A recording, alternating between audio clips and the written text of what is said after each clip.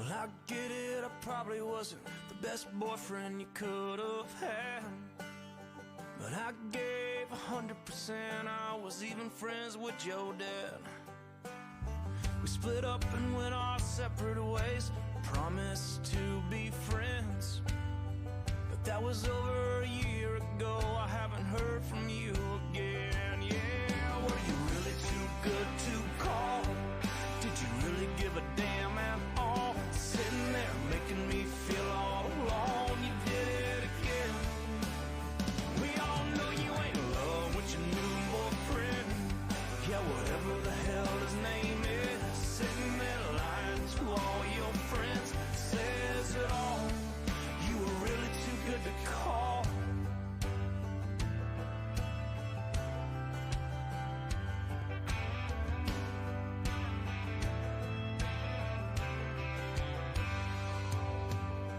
Sit on your high horse laughing when I call you up at night.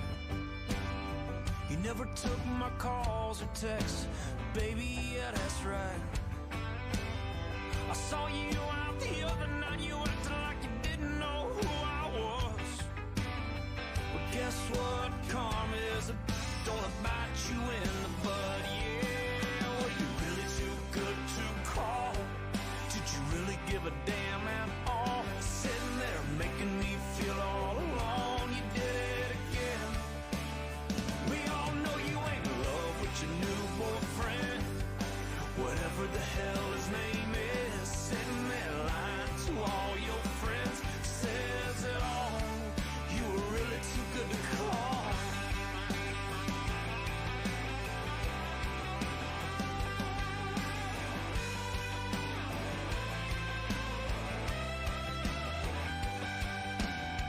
I know you were really hurt, but it doesn't give you the right. I was hurt too, you know, but I was raised to be polite. There's no reason to act that way, we are still friends. But if that's the way you roll, we'll probably never be friends again. Yeah, were you really too good to call? Did you really give a damn at all? Sitting there making me feel all alone. You did it again. We all know you ain't in love with your new boyfriend. Whatever the hell his name is, sitting there lying to all your friends, says it all. You were really too good to call.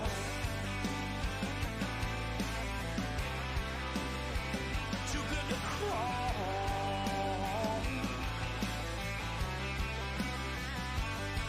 Were you really too good to call? Did you really give a damn at all? Sitting there making me feel all alone. You did it again. We all know you ain't in love with your new boyfriend. Whatever the hell his name is, sitting there lying to all your friends, says it all. You were really too good to call.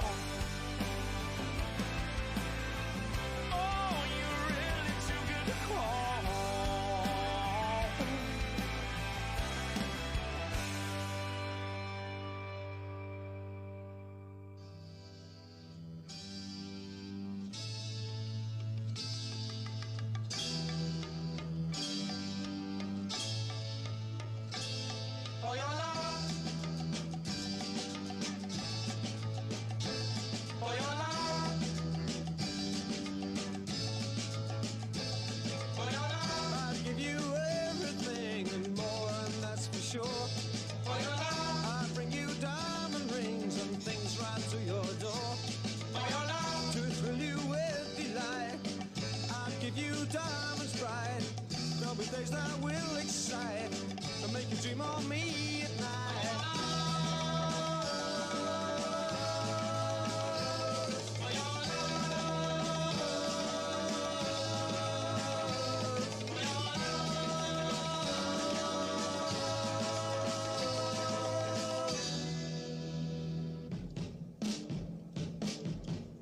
For your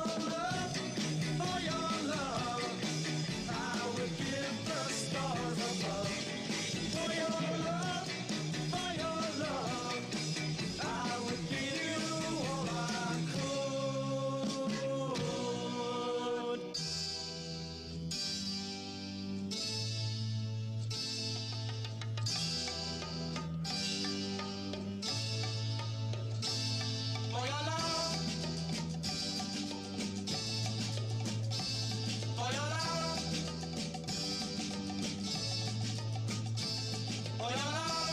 give the moon if it were mine to give. I'd give the stars and the sun before I live. To thrill you with delight, I'd give you diamonds bright. There'll be days that will excite, make you dream of me at night.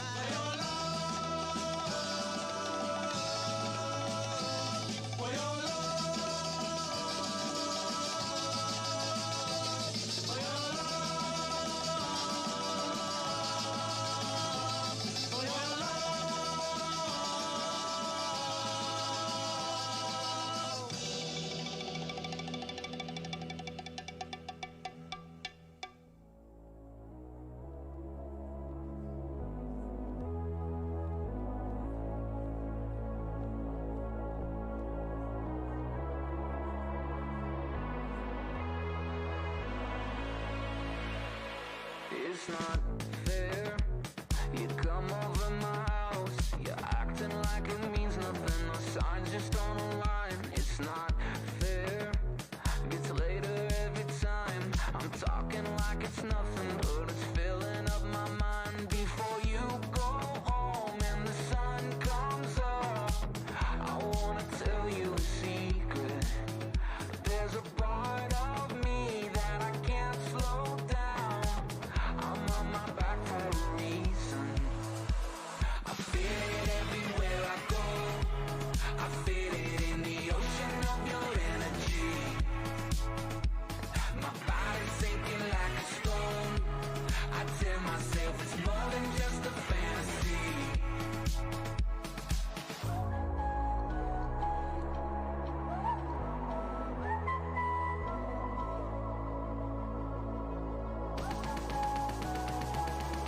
I feel it in the ocean of your energy.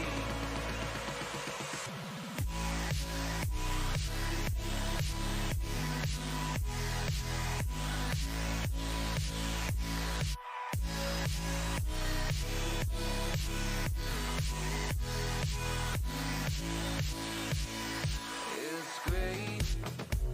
I guess we feel the same. We don't gotta label it. If you just wanna roll with it, it's fine. Or maybe just okay. I'm sick and tired of wondering if I'm going insane. Before you go home and the sun comes out, I wanna tell you a secret. There's a part of me that I can't slow down. I'm on my back for a reason. I feel it everywhere I go.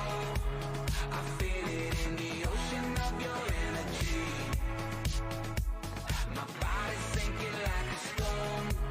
I tell myself it's more than just a fantasy.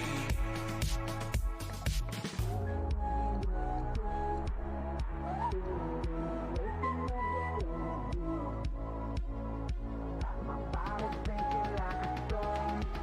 I tell myself it's more than just a fantasy.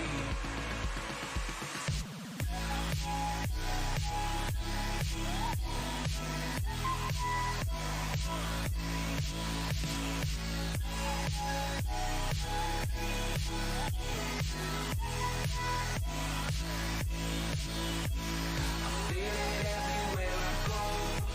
I feel it in the ocean of your energy. My body's sinking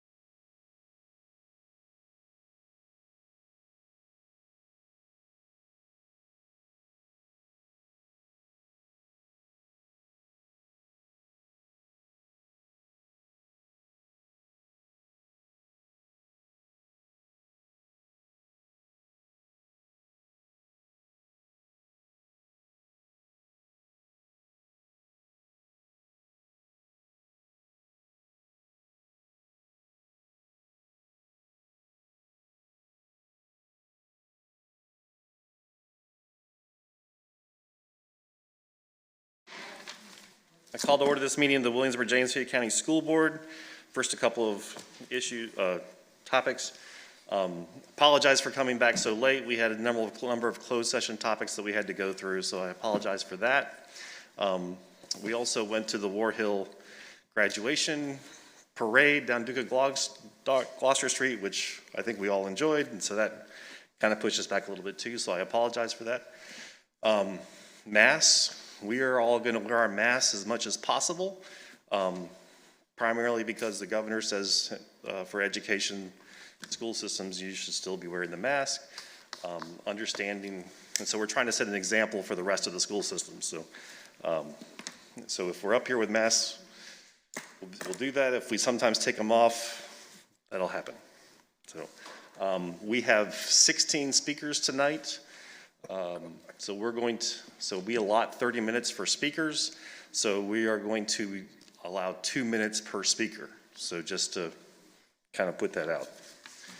I think that's all kind of that. Can I get a motion for certification of closed session, please? Mr. Chair, I certify that to the best of each member's knowledge, the Williamsburg-James City County School Board, while in closed session, discussed only public business matters lawfully exempted from open meeting requirements as stated in Virginia law, and that only such public matters as were identified in the motions to convene the closed meeting were heard, discussed, or considered. Thank you, Mrs. Cook. Is there a second? Second. Thank you, Mrs. Young. Is there any discussion? Mrs. Aller? Ms. Cook? Aye. Mr. Dowell? Aye. Ms. Hummel? Aye. Ms. Ownby? Aye. Mrs. Young? Aye. Dr. Beers? Aye. Mr. Kelly? Aye. Thank you. 3.01. Ms. Aller, can you take the roll for us, please? Yes, sir. Dr. Beers? Here. Ms. Cook? Here. Mr. Dowell? Here. Ms. Hummel? Ownby? Here. Mrs. Young? Here. Mr. Kelly? Here. Thank you. 3.02. Approval of the agenda. Can I get a motion for approval of the agenda as presented, please? Mr. Chair, I move that we approve the agenda as presented. Thank you, Ms. Ownby. Thank you, Mrs. Cook. Any discussion? Mrs. Aller? Ms. Ownby? Aye. Mrs. Young? Aye. Dr. Beers? Aye. Ms. Cook? Aye. Mr. Dowell? Aye. Ms. Hummel? Aye. Mr. Kelly? Aye. Thank you. 4.01. Announcements, Superintendent's Report. Dr. Herron. Thank you, Mr. Chair. My report this evening begins with the kickoff to graduation week and this evening's student parade down Duke of Gloucester Street. The War Hill Lions celebrated their senior class tonight in what is quickly becoming an annual event, the senior parade down Dog Street. Lafayette and Jamestown High parades will happen tomorrow and Thursday night respectively at 5:30 p.m. Celebrations for the class of 2021 will culminate with outdoor graduation ceremonies at Warner Field Friday and Saturday. Congratulations, graduates. We are so proud of you. Last week, we honoured the young men and women who earned their GED at a special graduation ceremony at Lafayette High School. This is one of my favourite events of the year because it celebrates the accomplishments of students who work diligently outside of the traditional classroom setting to continue their education and earn the GED certificate. You can watch the GED ceremony on the school division's YouTube channel by visiting WJCCschools.org. Speaking of extraordinary effort, one of our WJCC schools music teachers is being recognized for his incredible efforts to engage students in the arts. Jordan Steele, music teacher at Matthew Whaley Elementary, is a quarter-finalist for the 2022 Music Educator Award presented by the Recording Academy and Grammy Museum. The honour is bestowed annually on an educator who has made a significant and lasting contribution to music education and who is committed to maintaining music education in schools. Congratulations to Mr. Steele, and by the way, semi-finalists for this award will be announced in September, so stay tuned for some more good news. The next item is sure to charge us up. The school division recently held a plug-in ceremony to mark the addition of 4 electric buses to our school bus fleet. The division is among the first 15 localities in the state to receive electric school buses through Dominion Energy with Virginia's electric school bus deployment program. Adding electric buses to our fleet demonstrates our commitment to environmental stewardship, fiscal responsibility, and the safety and well-being of our students, staff, and community. I want to thank our partners at Dominion Energy, Sonny Merriman, and the school board for their support of this initiative. I especially want to thank our Senior Director of Operations, Marcella Snipes, and Director of Transportation, John Lambusta, for their leadership in bringing the electric buses to our school division. Those buses will hit the streets during summer school and, of course, be on the road next year when students are back at school 5 days a week. Finally, as we move into summer, I plan to share updates from our Forward WJCC Schools plan as part of my announcements, and when needed, informational presentations by staff will be added during formal board meetings. Mr. Chair, that concludes my announcements for this evening. Thank you. Thank you, Dr. Herron, and I would add that that is the same bus that we took to the Duke of Gloucester parade today, so EV21. Any announcements for board members? Okay, that takes us to 5.01 students and or staff recognition. Mr. Dowell. Mr. Chair, today we're pleased to recognize student athletes and 4 WJCC's distinguished teachers. We begin tonight with the Lafayette High School girls field hockey players who were named to the National Field Hockey Coaches Association Academic Squad. Because of social distancing, we could not bring all 14 of these amazing young athletes to the meeting. However, Taylor Thomas is here to represent the squad. Taylor.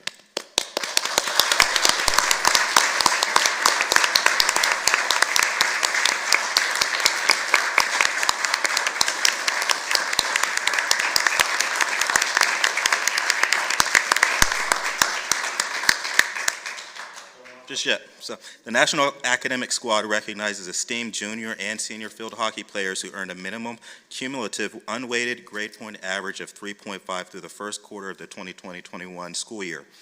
We are so proud that every eligible junior and senior field hockey player at Lafayette received this award.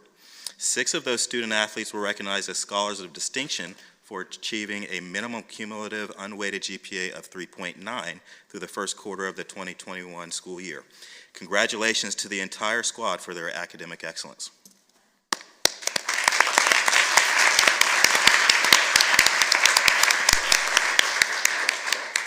Next, we'd like to recognize 4 exceptional teachers, our 2021 Rookie Level and Division Teachers of the Year.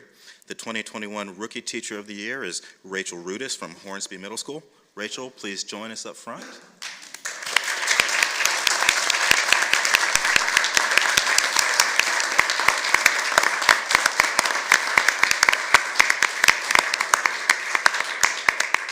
The Rookie Teacher of the Year program celebrates novice teachers and acknowledges their outstanding skill in classroom management during their first year of the profession. Rachel, it is an honor to applaud you for your achievement as a new teacher. Being a new teacher is challenging anytime, but even more so during a pandemic. Thank you for your dedication and commitment to your students.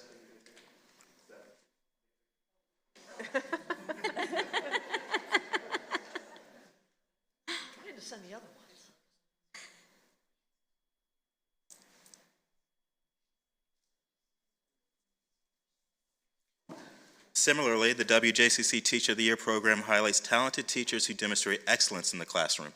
Peers at each school selected their building's Teacher of the Year. From among that distinguished group, one person is chosen to represent the elementary, middle, and high school levels, with one ultimately serving as the division's Teacher of the Year.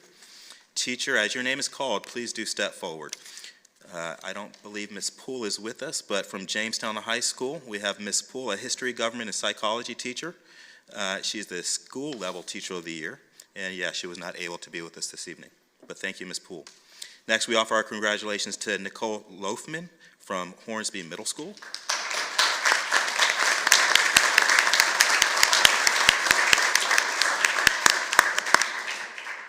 Ms. Loafman is a history teacher for 6th and 7th graders. This school year, she also served as a virtual academy teacher. Ms. Loafman is our middle school level Teacher of the Year.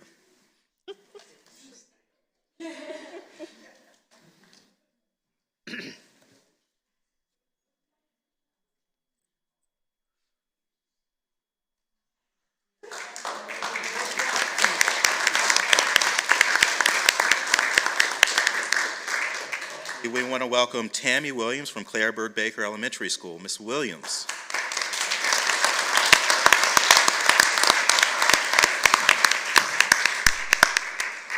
Williams is the reading specialist at Claire Bird Baker, And we're excited to share she is the Division's 2021 WJCC Schools Teacher of the Year.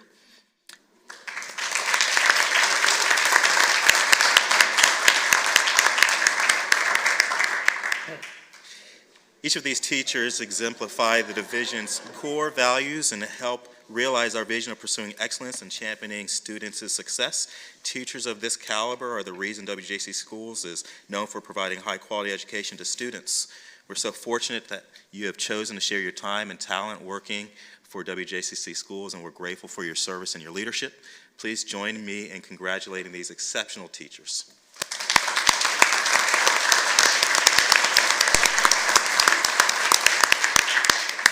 That concludes our recognitions for the evening. Thank you, Mr. Dallas. Teacher of the Year is one of those, when we get towards the end of the year when we have the GED graduation and Teachers of the Year and the parades. It's what this school system and what school systems are all about, so it's great to see those. 6.01, citizens' comments. Mr. Dowell? Yes. All right. Mr. Chair, it's at this point in our meeting where citizens are invited to address the board. Those citizens desiring to speak have submitted speaker cards to the clerk prior to the start of tonight's meeting. These speakers are asked to come to the podium when their names are called, state their names for the record, and direct their comments to the chair of the board. It is the board's interest and desire that all comments are heard and respected. Hence, the citizens are asked not to engage in applauding, verbal outbursts of any type, demonstrations during the presentations. Personnel matters are not considered in public meetings, therefore the board requests that all speakers refrain from making reference to specific individuals in any form or fashion. Though the board does not respond to your comments are heard and appreciated. Each speaker tonight is allocated 2 minutes to make their presentation, and the board asks that you respect this time limitation. Also, please be reminded that no time may be yielded to another speaker. Your acceptance and adherence to these guidelines will be greatly appreciated. And that concludes our instructions. I believe our first speaker is Skylar Smith.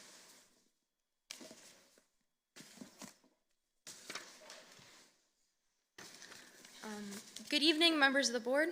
My name is Skylar Smith. Thank you for allowing me to speak tonight. I'm here to talk about my support for the proposed changes to the school dress code. I am the now rising senior class president at Lafayette High School. I am also a member of National Honor Society and the senior patrol leader and founding member of Scouts BSA Troop 20 located here in Williamsburg. This past Thursday, on the last day of my junior year, I was walking to drop off my math textbook right before the start of my second block. I had already checked in with my second block teacher, so I was not as concerned with the amount of disappearing students around me. With the hallway now empty, I passed a group of around 4 or 5 members of the security team as they were waiting to ensure that students made their way to their classes. I was walking at a swift pace when 2 members of the security team called out, "Do you have a jacket?" And instantly tears came to my eyes as I knew what they were implying.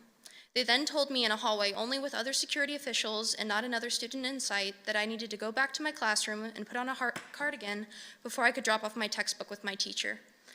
The issue that caused this interaction is the dress I am wearing today. According to the current Lafayette dress code, any strap that is smaller than 3 of my fingers is not allowed. That morning, I had chosen to wear this dress because I wanted to look nice on the last day of my junior year and represent myself well. My mother took a picture of me and my twin sister smiling that morning as we finished this exciting year, and my mother later took a picture of me when I returned home, my face all red and puffy from tears that didn't seem to stop all day. Both of my parents had seen me and had no problem with the way I was dressed. My teachers and other students had seen how I was dressed and seen nothing wrong with it. The only people who had an issue with what I, a 16-year-old girl, was wearing were the very people who are supposed to make me feel safe in my own school. Incidents like these are not uncommon by any means. I have clear memories when on the last day of school in 8th grade, I had to go to the nurse for a minor injury, and there I saw the nurse cutting the seams on a young girl's shorts in order to make them a few centimeters longer. I remember seeing a girl in 7th grade with duct tape all over the front of her jeans because the rips they had on them were simply too much. So it's 2 minutes. If you can give those comments to the school board clerk, that's great. Okay. And congratulations on being a senior.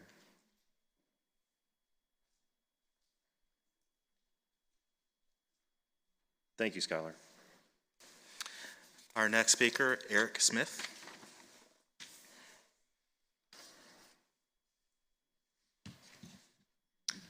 Good evening, members of the board. My name is Eric Smith. I've got 3 kids in JCC schools, and I come here tonight to speak in favor of the proposed dress code. I've been in the Army for 30 years, so I consider myself very qualified to speak to dress codes, and it's been a part of my daily life, I can assure you.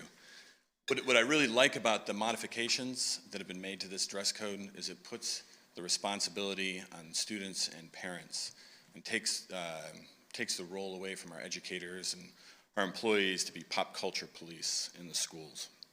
I have one, I guess you could say, recommended edit, and that's in the second paragraph where it says, dress that is disruptive, distracting, or revealing is not acceptable. I think what we have there is 3 criteria. The first one is objective, and the second 2 are subjective, and that will present a problem for the enforcement of the dress code, as well as for students who are doing their best to comply with it. So I would recommend that it be changed to say that dress that is disruptive is not acceptable. That is a clear standard that anybody in a school can see that a disruption has occurred. They can make a correction, notify that student's parents that they need to come and pick up their student, and it can become a learning experience for everybody. Whereas the terms distracting or revealing are a subjective assessment in the eye of the beholder. And it's going to be difficult for students who have to determine, what are they wearing that is distracting, because they have to anticipate everybody around them, whether it's students or adults in the school. So again, I think this is a great modification, and I'm in support of the current dress code. I do recommend that that line be changed to say dress that is disruptive is not acceptable. Thank you very much for your time. Thank you, Mr. Smith, and thank you for your service. Next, we have Peg Borman.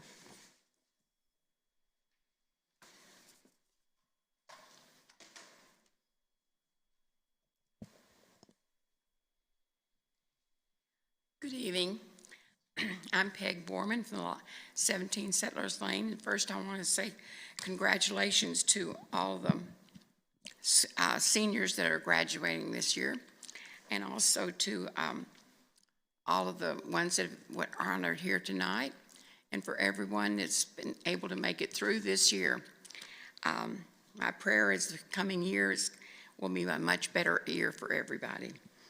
At the Board of Supervisors meetings, I always talk trash. And so tonight, I just want to remind everybody that litter and trash is a problem that we all have to contend with. And if we can just teach the youngsters to respect the planet and keep from trashing it, we will all be better off for it. The Clean County Commission is working diligently with the schools to try to further this and educate them, each one of them. I'm happy to say that War Hill has now gotten an environmental club going, and they've just adopted the area around the school, and we put the sign in today so everybody can see it when they go out to whisk. Jamestown has had one for several years, but I just want to thank you for hearing me tonight, and have a pleasant evening. Thank you, Mrs. Borman. Next, we'll hear from Rule Shum.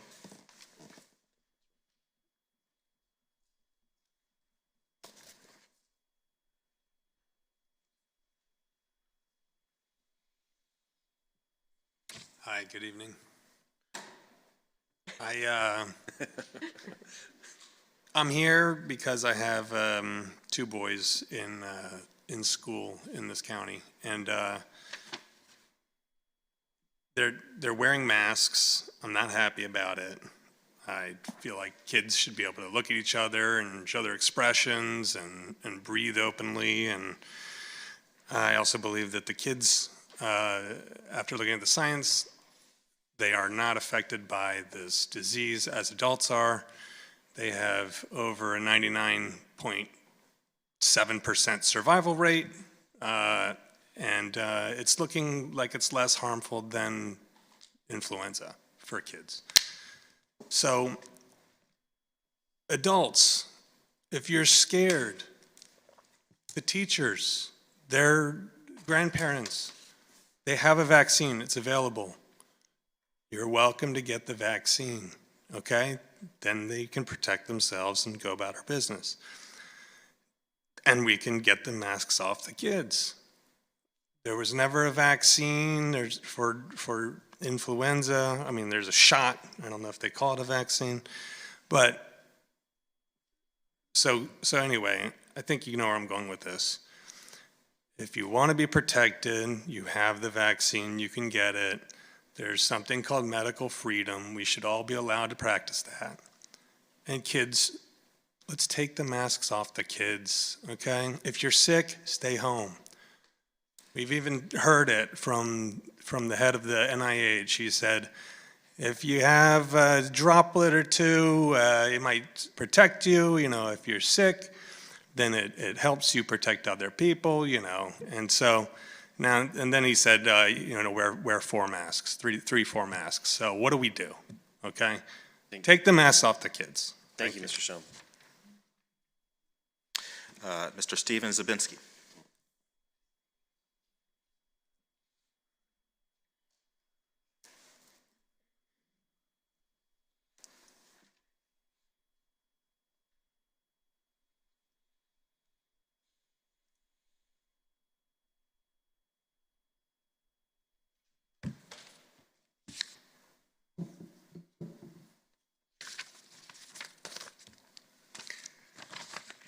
Good evening. My name, for the record, is Steven Zabinski. I'm here to speak to you tonight about mask and social distancing mandates in our schools that focus solely on the physical well-being of our children at the expense of their cognitive, social, and emotional development.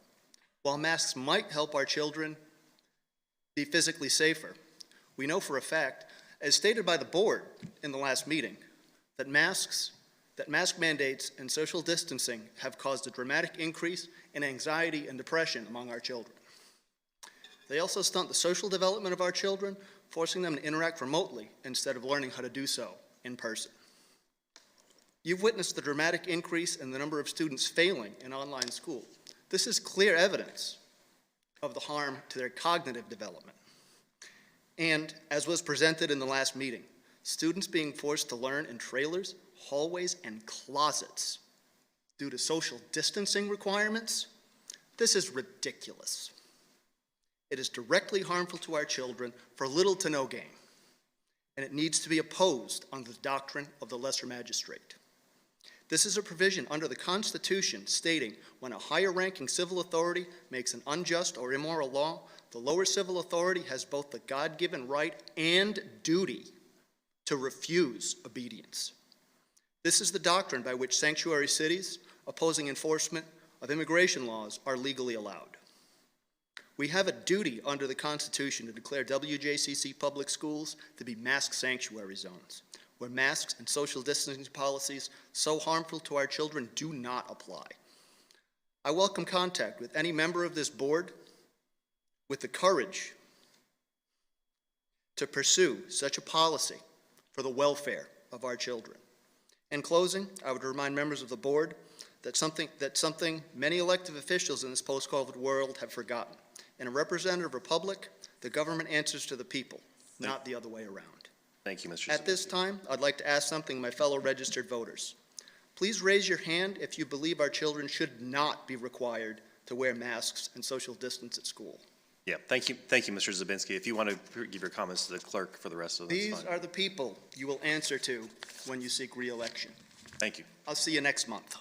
Okay. Next, we'll hear from Carrie Taylor. Carrie Taylor.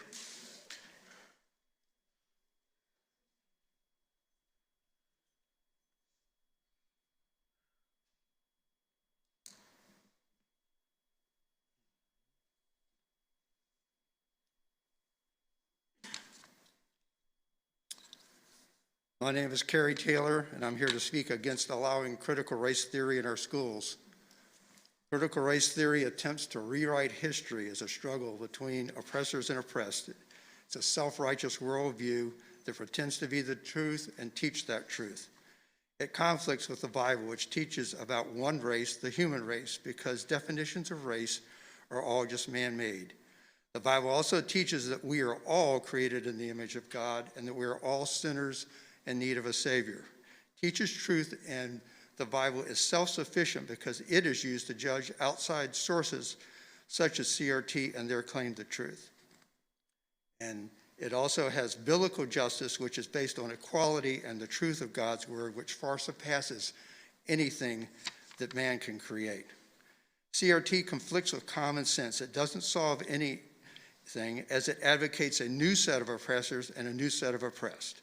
It wants to destroy our existing systems and replace them with their own built on hate and prejudice, and we know that that's no good. It also depicts non-whites as incompetent and helpless, and we know that that's not true either. The parents, the children, the teachers, and the community all can see through these CRT lies.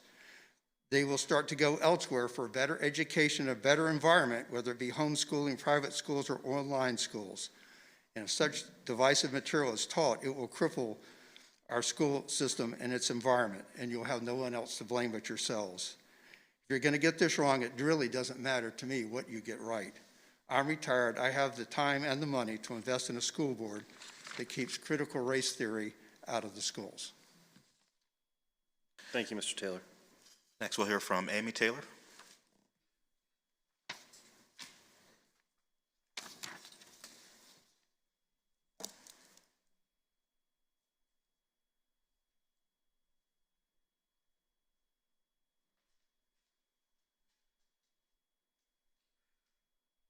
My name is Amy Taylor. I'm a retired licensed clinical social worker. I'm here to speak on behalf of the children in the community because they are our future. I do not want critical race theory taught in any way, shape, or form in our school system. I challenge you to listen to the words of a C.W. Colonial Williamsburg interpreter who plays preacher Gowan Pamphlet.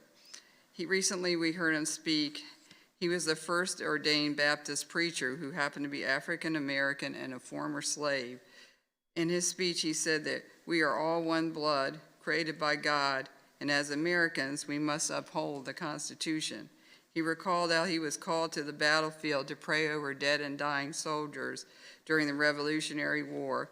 He noted that all the soldiers bled the same color of blood, whatever race they were. He prayed over black soldiers, white soldiers, American Indians, and loyalists and patriots. I could consider CRT a very racist concept, and it's oppressive to all races.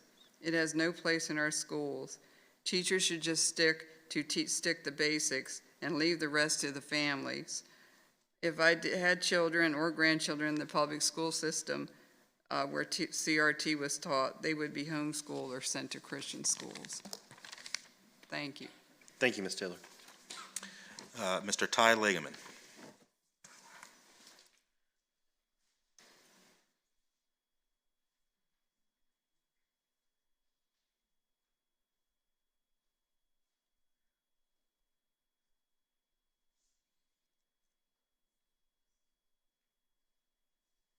Thank you for having me. My name is Ty Logman, and I want to address school board's positions on critical race theory. I think you've already heard from some eloquent speakers. My family and I, we'd actually spent a couple of years in Oregon. We've seen it firsthand when critical race theory and white privilege are brought into the schools, impact on the kids. It began with the certification of the teachers. It was rather insidious. It wasn't a declarative effort. So what I'm really looking for is, if not today, next time or whatever, is a reflection and a clear statement of where each of you stand on the issue of critical race theory being introduced into our school system. It may not be here yet, but it's coming. You can see it up in Loudoun County. You can see it up at the Department of Education at the federal level and at the state level, right? And so as I'm actually campaigning to replace Ms. Ownby on the school board, I will tell you 80% probably of the people I talk to are really concerned about CRT, and they want a declaration. They want a declaration from myself as a candidate, and I think we owe all of them a declaration from yourselves. Thank you. Thank you, Mr. Logum. Mr. Jay Everson. All right. Mr. Chuck Colgrove.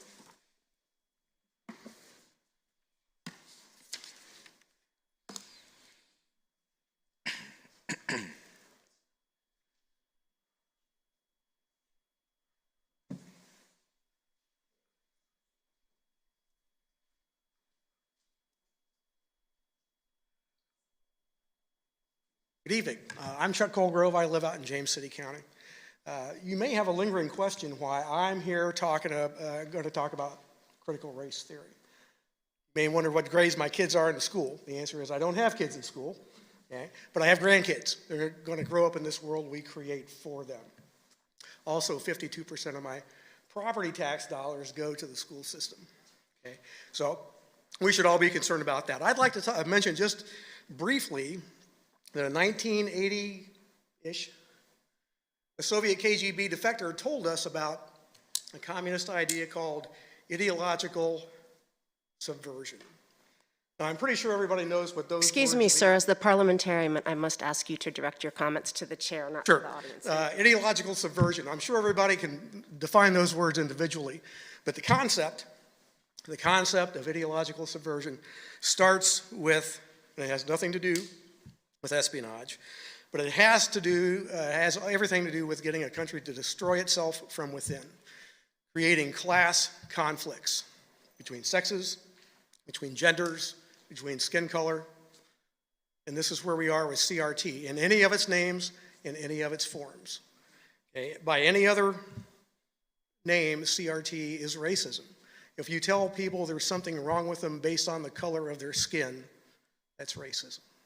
And that's what we're going to teach our kids if it's allowed into the school system. So I'm going to add my voice to the others that will probably ask you all to declare where you stand on CRT by any name and in any form. Okay? And actually, if you can address that in the closing remarks, that'd be great, but we would all like to have an answer. So Thank you, thanks Mr. for your time. Thank you, Mr. Colgrave. Ms. Sandy Colgrove.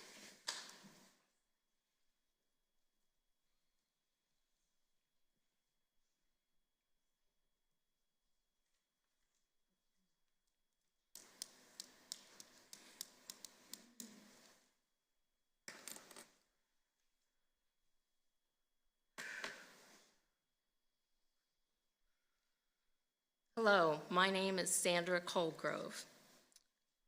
I'd like to address the board about CRT. There is a contagion spreading across this nation, and it is not COVID-19. The contagion is rooted in Marxism. It comes under various names and disguises. Be alert for these key anti-American names and phrases: critical race theory, cultural responsive training, social emotional learning, equity, social justice, 1619 Project, white privilege, white superiority, white fragility, diversity, equity, inclusion, or DEI, microaggression, cultural disparity, decolonization, racial justice, cultural competence, inclusion by attacking free speech, race-centered thinking, inherent bias due to race, micro inequities, oppressors and the oppressed, victimhood by race, wealth redistribution. All of these are an attempt to fight racism by using another form of racism. Inherent racism does not exist, and CRT is a theory, not based in fact. What is the purpose of CRT? It's divisiveness, deconstructing the USA or the resulting chaos, which will happen if CRT and... Thank you, Mrs. Colgrove. Appreciate it. Thank you. Miss Brenda Asbolt, I'm not sure how to pronounce that last name. Brenda? I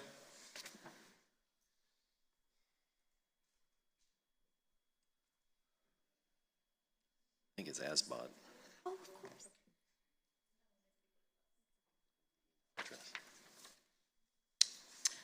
Good evening, my name is Brenda Abbott, and I am actually a very rare bird in that I am a native Northern Virginian. I've only been here 2 years.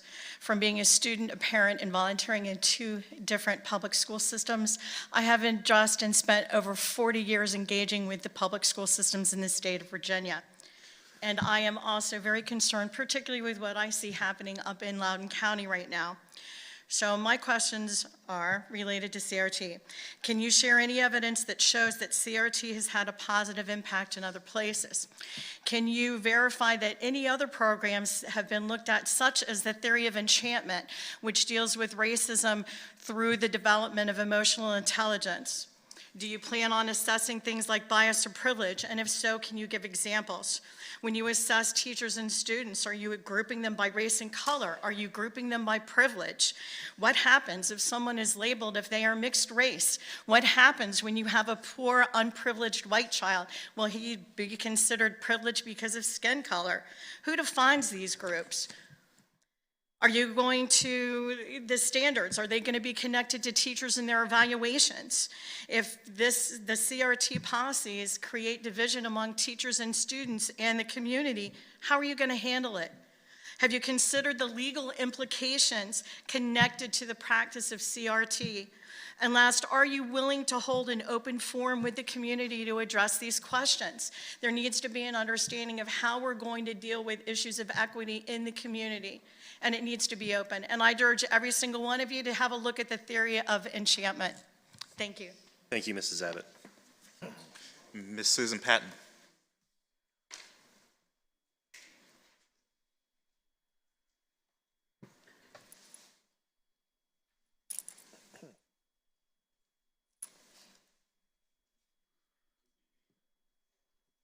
Good evening. Bullying, abuse, or mistreatment of someone vulnerable by someone strong, more powerful, etc., prone to or characterized by overbearing mistreatment or domination of others, to cause someone to do something by force or coercion. These are only a few definitions of bullying, as you know from the school board's no bullying policy. I believe there may be people on this board, teachers and students in our schools, who are afraid of speaking out. They know this critical race theory, or whatever name you choose to call this theory of teaching, is wrong. But the bully has done what bullies do best, and that is to scare their victim. They want your lunch money, and not just a little bit of it, they want it all. If you don't follow their lead and give them what they want, they will threaten you, your loved ones, and or go after your job, as we have begun to see. You, along with us, have to stand up for all our precious children. The Founding Fathers knew England, the bully of the colonies, had to be stopped. They knew they weren't going to get everything right to begin with, but their effort to stop the bullying of England had to begin. Therefore, they found a common ground and began, and this new country they created has been continually evolving to create the life for all in which the Constitution stood for. People in the media and who believe in this CRT theory would say I had white privilege. The privilege I had was to have two parents who loved God, each other, and the children they brought into this world. And they taught us how to work and be respectful of all people. My mom was the eldest of 10 children. The 7 boys shared one room or slept where they could find a spot. She worked till the day she died of pancreatic cancer. My father died when I was 17 with high fevers he had as a child, and medical help wasn't easy to come by. Life is hard. If we all start at the same time, at the same place, there is no way we will all finish at the same time. Please think this theory through. Please find the conviction to stand against division and the teaching of our children to judge someone by their physical attributes or our past and current civil rights leaders, black and white, of all races. Thank you, sir, but I will finish this. Fought and died for, and I will take his time. No, you can't, we don't do that. I will finish, please. Fought and died for, and begin teaching. Love your neighbor Call a as you 5-minute love recess, please. yourself. Thank you. And do unto others as you would have them do to you. And I will finish if you are going to leave. Thank you.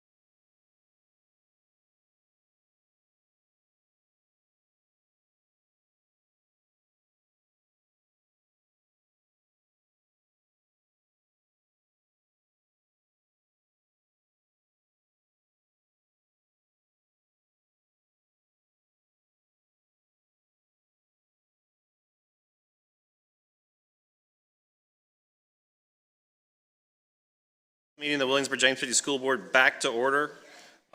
Please have respect for our decorum and for the rules that we have set forth for public comment. Mr. Dow? Excuse me, our next speaker, Bob Mandrioli. Hope I pronounced that right, sir.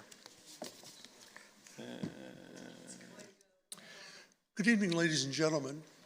My subject this evening should not be new to you in view of the previous speakers. I'd like to discuss a situation that is sweeping the country, a controversy that has gone from coast to coast, one that goes under various euphemisms and cover names, sometimes referred to as diversity, inclusion. We all know it as critical race theory. As you know, this is a philosophy that has not been around since last week. It's been around since the 1930s. It's based on Marxist socialist thought.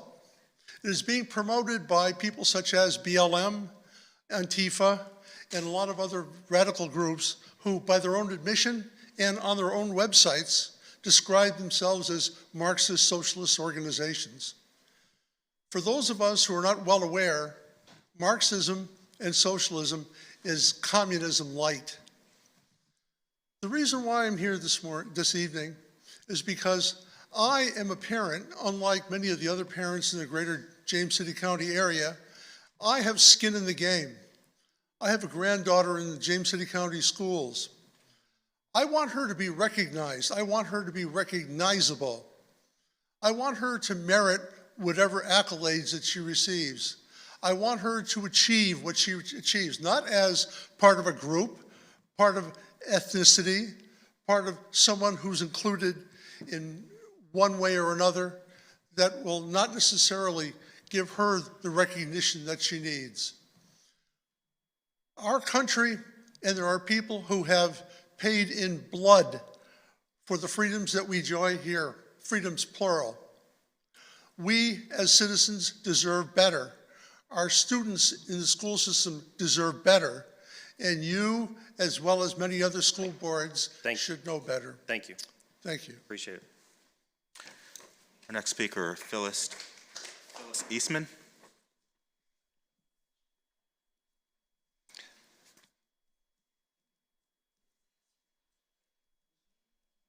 I'd like to just remind the audience that we have no public display, like clapping, for instance. Thank you, Ms. Eastman.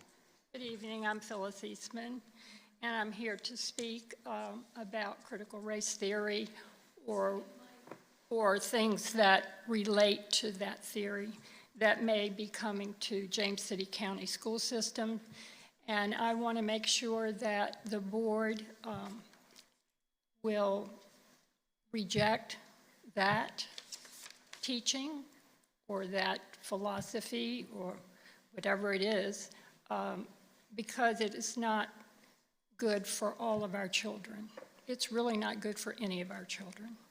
Governor Northam has just been interviewed in New York, and in his interview, he talked about he's all in for equity. Equity sounds like a great word. Equity is not equality. So equity is equal outcome versus equal opportunity. So equity is really not what we want for our children. What we want is equal opportunity. And then they can strive to meet their abilities and do their best and find their place in the world.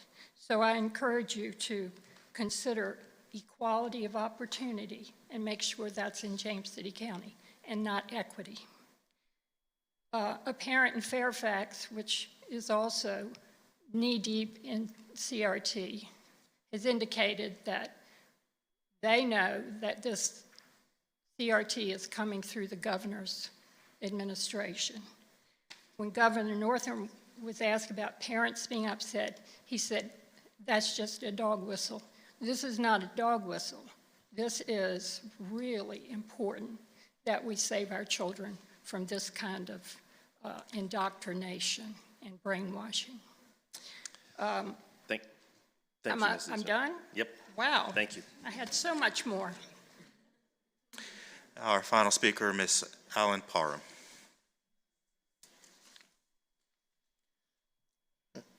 Good evening, Mr. Chair, esteemed members of the board, and Dr. Herron.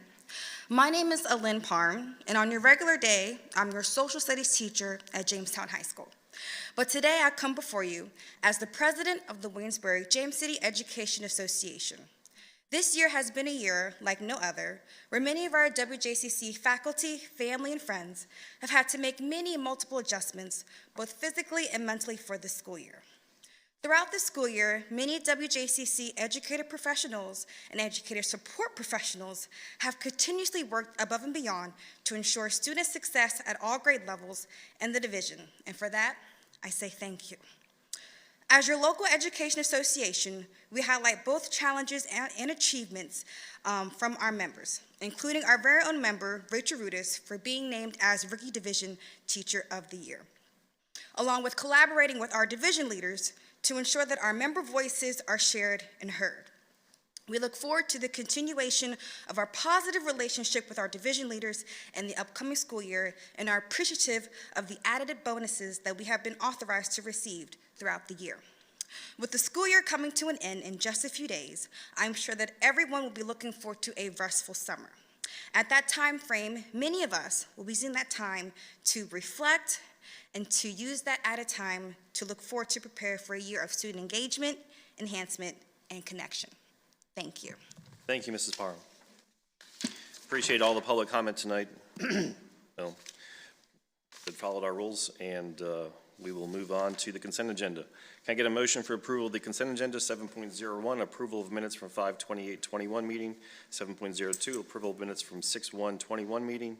7.03, approved to revise policy JFC student conduct. 7.04, approval to revise policy JFCE student dress code. 7.05, approved to revise policy JGCA teacher removal of student from class.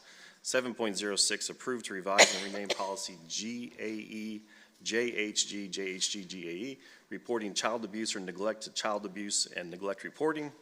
And 7.07, approval to revise and recode policy LE to LA, relations with colleges and university. Is there a motion? Mr. Chair, I move that we approve the consent agenda as presented. Thank you, Mrs. Young. Is there a second? Second. Thank you, Mrs. Owenby. Any discussion? Regarding the speaker tonight that talked about the student dress code, is there any way that we can either pull this and bring it back to committee and discuss further? Are you moving to revise the agenda? So we'd have to revise the agenda because that's on the, we've already approved the agenda as part of the consent agenda. We can approve the policy as tonight, and then you can still come back and review and take the policy back through the agenda committee or the policy committee. So even if we approve it tonight, we can still amend the policy going forward. I'd like to take another look at it with you. Yeah, is that something that we can bring up, Mr. Keever, in the next, just add that real quickly to our, Yes, ma'am. okay. Yeah. So we'll I was going to ask for the same. Okay, thanks, Mr. Dowell, thanks. So are we approving the policy tonight, and then we're going to go back and revise, we're going to review it again? Yes, sir. Thank you. Ms. Aller? Mrs. Young? Aye. Dr. Beers? Aye. Ms. Cook? Aye. Mr. Dowell? Aye. Ms. Hummel? Aye. Ms. Omby? Aye. Mr. Kelly? Aye. Thank you. 8.01, review appointment of VSBA voting delegate and our alternate delegate. This is a proposed agenda item. Typically in the past, the delegate and the alternate delegate are the chair and the vice chair. That's typically what we have done. I will be at the conference this year because I'm speaking. So, Do tell. Hey, good. long story. So we'll do that and put that on the agenda for next time. 8.02, review contract with Creative Leadership Solutions. Dr. Herron. Thank you, Mr. Chair. Dr. Worley will present this item tonight. Thank you.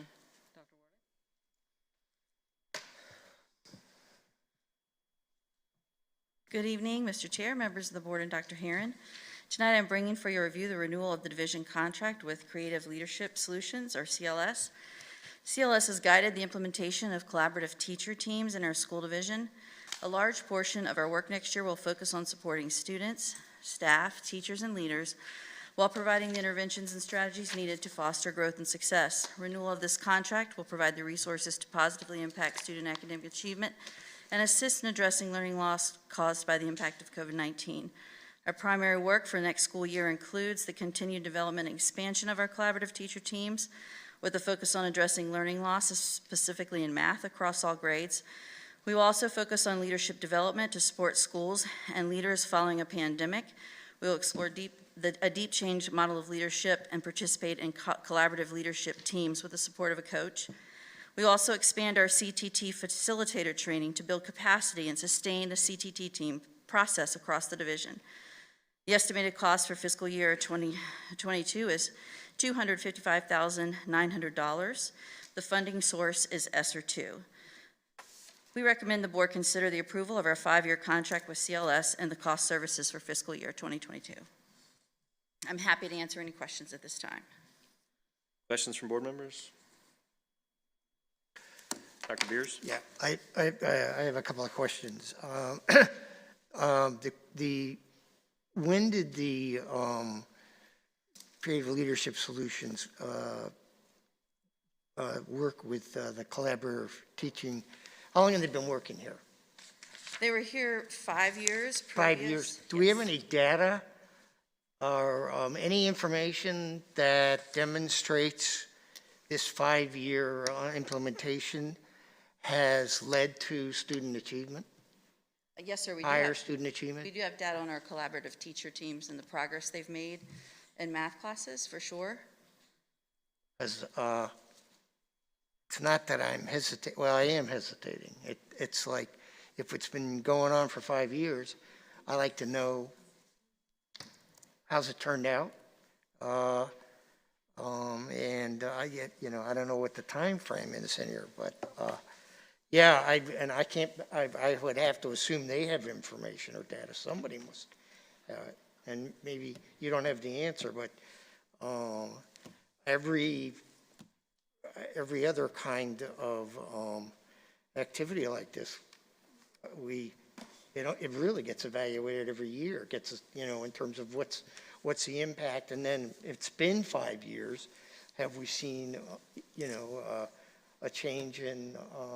I'm not saying that it's not a good thing. It's probably a great thing, but me, I'm always looking for why we do what we do, and is what we're doing helping? So, what's the time? In terms of renewing the contract, when does that have to be done?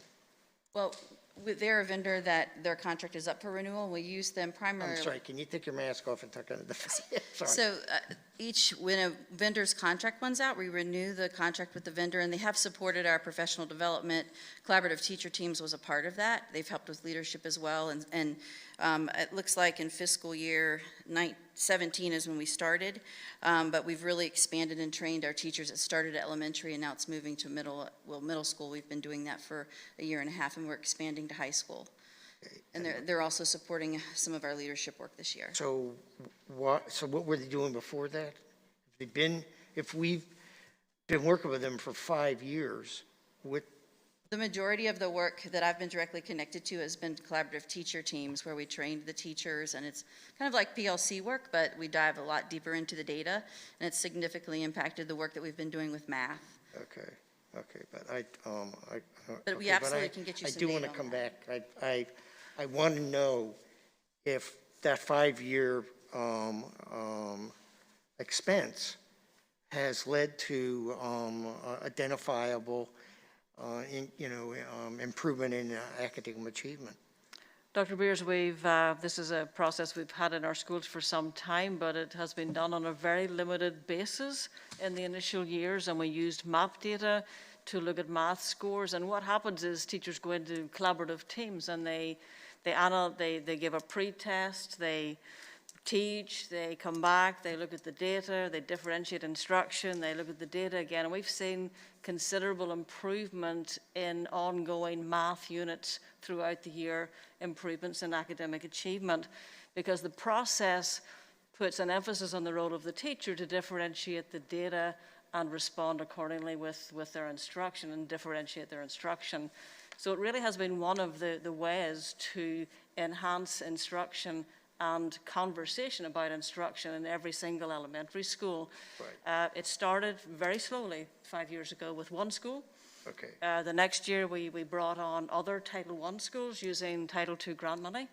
And then it was, we've gone to every elementary school the year after, and then we've just elaborated to go into the high schools, particularly in math, in the math content area.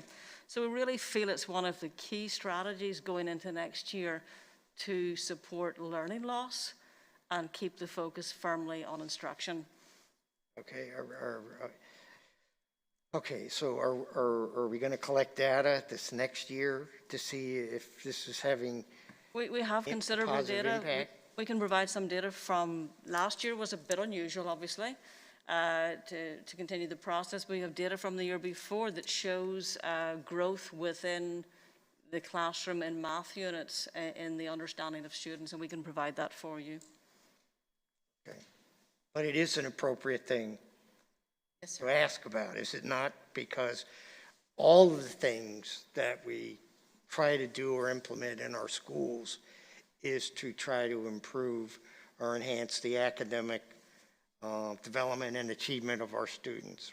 So that's, Yep. you know. I think the questions are excellent. That's kind of what I'm asking about. And, you know, for example, we know that small group instruction does lead to academic achievement improves rather over over whole class instruction. So that's what I'm getting at. It's like, how does this compare to, you know, the old Madeline Hunter, if you want to, toss something out there, but I don't really care about Madeline Hunter, but I would like to know. Yeah, I think your questions are excellent. Professional learning communities of teachers and conversations directly around instruction and classroom units is one of the proven research-based ways to improve instruction and to actually impact All right. academic How about the achievement. efficacy in terms of the teachers? Do we gather information from them to find out, yeah, this is really, I really feel empowered and I've really seen a difference, and we doing that? We've done that in previous years. We did not do it last year because of the pandemic, but we have surveyed teachers in previous years. Okay. All right.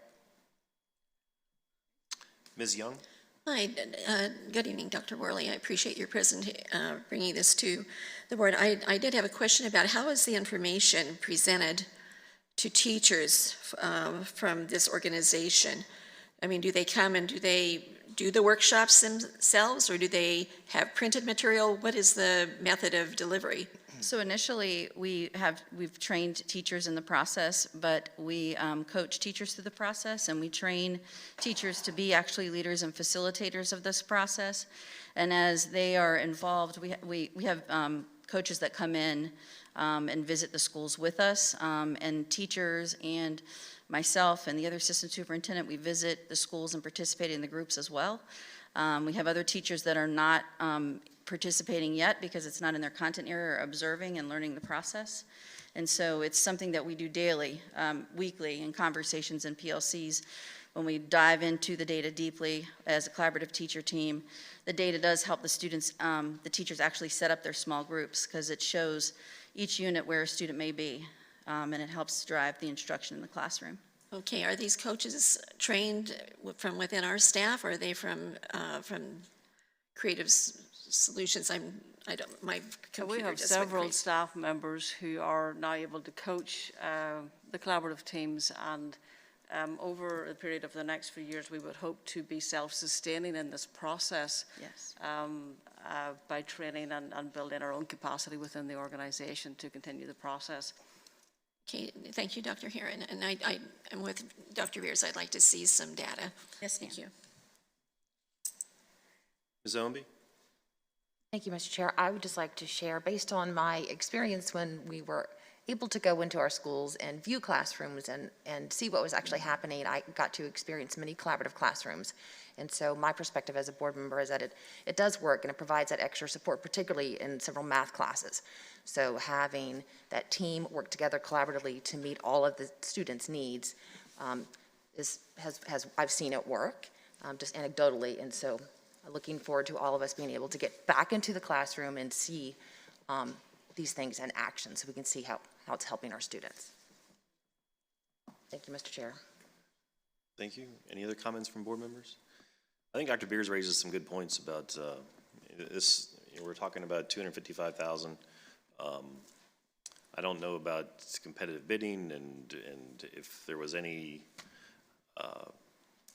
other options looked at for this. And I think we need to have probably a presentation at the next meeting about a little bit more about this and what we get from this contract.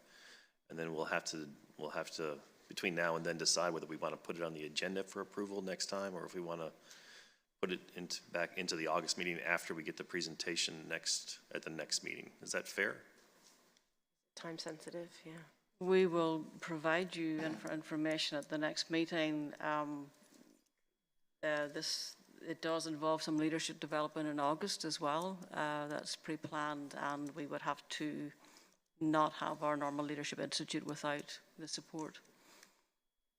Okay. So you're saying it's a little time sensitive for July? A piece of it is definitely time sensitive, and it did go through the purchasing process, obviously. Okay. That's normal. Yeah, so let's make sure we include that as part of the presentation next time about the purchasing process and whatever data we can provide on the value this contract has given us over the last 5 years. Is that fair? Any comments from board members? I would just like to add that while I'd like to see, the information, data, quantitative data is really important, but also just qualitative, just process changes would be helpful to understand as well. Anything else? 8.03, review authorization of a year-end bonus payment for contracted employees. Before we had discussed this item, as a member of the school board of Williamsburg, James City County, I acknowledge that I have an interest in the fiscal year 21-22 school budget because my wife is an employee of WJCC schools. However, I believe that I am able to participate in the consideration of and vote on the budget fairly in the public interest. Dr. Herron? Thank you, Mr. Chair. Ms. Ewan, Chief Financial Officer, is going to present this item this evening. Thank you, Dr. Herron. Good evening, Mr. Chair and members of the board. This agenda item for your consideration this evening is to authorize an end-of-year bonus payment in the amount of $1,000 to contracted employees. This would be a net payment to employees after taxes of $646. Employees eligible would be those employed prior to February 1st who fulfill their 2021 employment contract by working through June. The total estimated cost is approximately $1.9 million, and the funding would come from the additional sales tax revenue that has been received. We'd be happy to answer any questions that you may have. Questions, comments from board members? Mr. Dow. Was it June, July that we offered our teachers a bonus? When was that? When was that first series of bonuses? The first one was paid in December. It was authorized in November. I'm way off, thank you. Yes, and I know that we had intended it to be a $500 net, but the tax implications were a little off. It wasn't exactly $500. What was that at that time? No, it was a $500 gross, and the net, I believe, was $323. $323 net, yeah. I am not in favor of this, and very plainly, I'm not in favor of it because it's a second one in so many months. I don't like I'm uncomfortable with the, I guess, the rapidity of which we're offering bonuses, and I guess a seemingly kind of entitled sentiment that we're engendering for our teachers. So for those reasons, I'm not in favor of this. If we were somewhere more in line with what we had done in December, as you had spoken of, I'd feel a little bit differently, but I don't like the way that we're staggering in I guess, incremental, improving way these bonuses. It really just kind of, it gives me a bad feeling about the idea around bonuses that we're putting out there for teachers in the long term. So I would not be able to support this evening, although I do support our teachers and I think they're fantastic. But I just don't like the way that we're adding money upon money on these bonuses in the way that we're doing it. Ms. Cook? Thank you, Mr. Chair. Actually, yeah, I support this. I want to say that very clearly. I support this bonus for teachers, and I think it's the least that we can do. I do agree with Mr. Dow that, you know, I am uncomfortable with sort of multiple bonuses in a year. I don't think that's particularly sound fiscal management. That said, we're in a very unusual year, and I think it's in direct response to a situation that we were put in that was not of our own making. And that specifically has to do with the cut in the estimate of the sales tax for education. That is flow-through dollars to us. So Ms. Ewing, I would just, for illustrative purposes, like to ask some questions about it because I think it helps to demonstrate my thinking around why I do think this $1,000 bonus is a valid and good thing to do for our staff this year. And it's not, it is teachers, but it's the entirety of our staff, and I'm particularly taken with the disproportionately positive impact it will have on our lower paid employees, particularly in the wake of the increase of health insurance that we are passing on to those employees. So in some cases, that increase will end up not in a net gain for their take-home pay. So originally, could you help kind of paint a picture for the public of what the state was projecting for us to have for sales tax for education, and then what the county ended up funding for us so we could understand the delta for that? Sure, 1 second. Okay, sorry. And while you're walking, the reason I want to understand the delta between those two numbers is if we had that money from the beginning, we may have decided to give a raise to our staff in the first place, but we didn't because a local decision was made to cut based on not following the state projections. So if you could tell us that, that'd be great. Sure. So when we began developing our fiscal year 21 budget, the sales tax estimates from the state in December of 2019 were approximately $14.8 million. Once the pandemic hit and the uncertainty surrounding that, we ended up, by the action of the localities, ending up cutting that budget by about 40%. So our sales tax budget ended up being $8.8 million for this year. As the year progressed, the state provided revised estimates. So in August of 2020, their revised estimates was $12.7 million. And then the next estimate was provided in December of 2020, and it had increased to $13.6 million. And then March 2021 is our latest estimate, and we're anticipated to receive approximately $14.5 million by the end of the fiscal year. Okay. So if we were thinking about planning for the budget that we're currently in, it's reasonable to say that we could have had as much as $4 or more million in our operating budget. And so, is that correct? That's correct. Okay. And so in my view, I think we would have considered at a board, given our lengthy conversations about the need to increase teacher pay because we compare unfavorably to our competitors, I think we would have wanted to pass on a good chunk of that to our staff in the form of a raise, 1% to 2%. We were not afforded that opportunity. We were at a position we were all uncertain, and so we had to cut. And so with that in mind, again, I agree with Mr. Dow that multiple bonuses is not great, and I would never want to do it again in the future. But because I think our staff were sort of unnecessarily, hindsight's 20/20, but unnecessarily not given a raise that they should have been given, I think this is the least we can do, so I support it. Thank you, Mr. Chair. Ms. Owenby? I concur with everything Ms. Cook just said. I have no further enlightenment except to say I support it for all the reasons she outlined. Ms. Hummel? I also support the decision to give the bonuses to the teachers.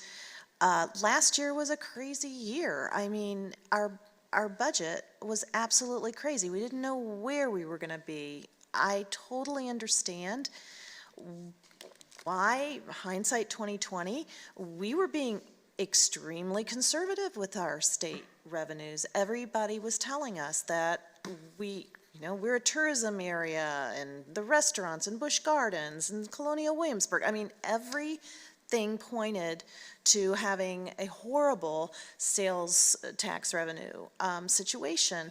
And just as Mrs. Cook said, there's no way we could have given the teachers the competitive salary increases that we wanted to back when we could have.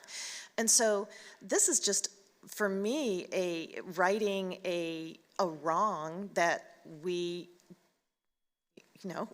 were wrong, all of us, back in March in making those decisions, but they were the decisions we had to make with the information that we had at hand, and now is a chance to correct that. And if anything, the teachers and the staff of WJCC have had a horrendous year.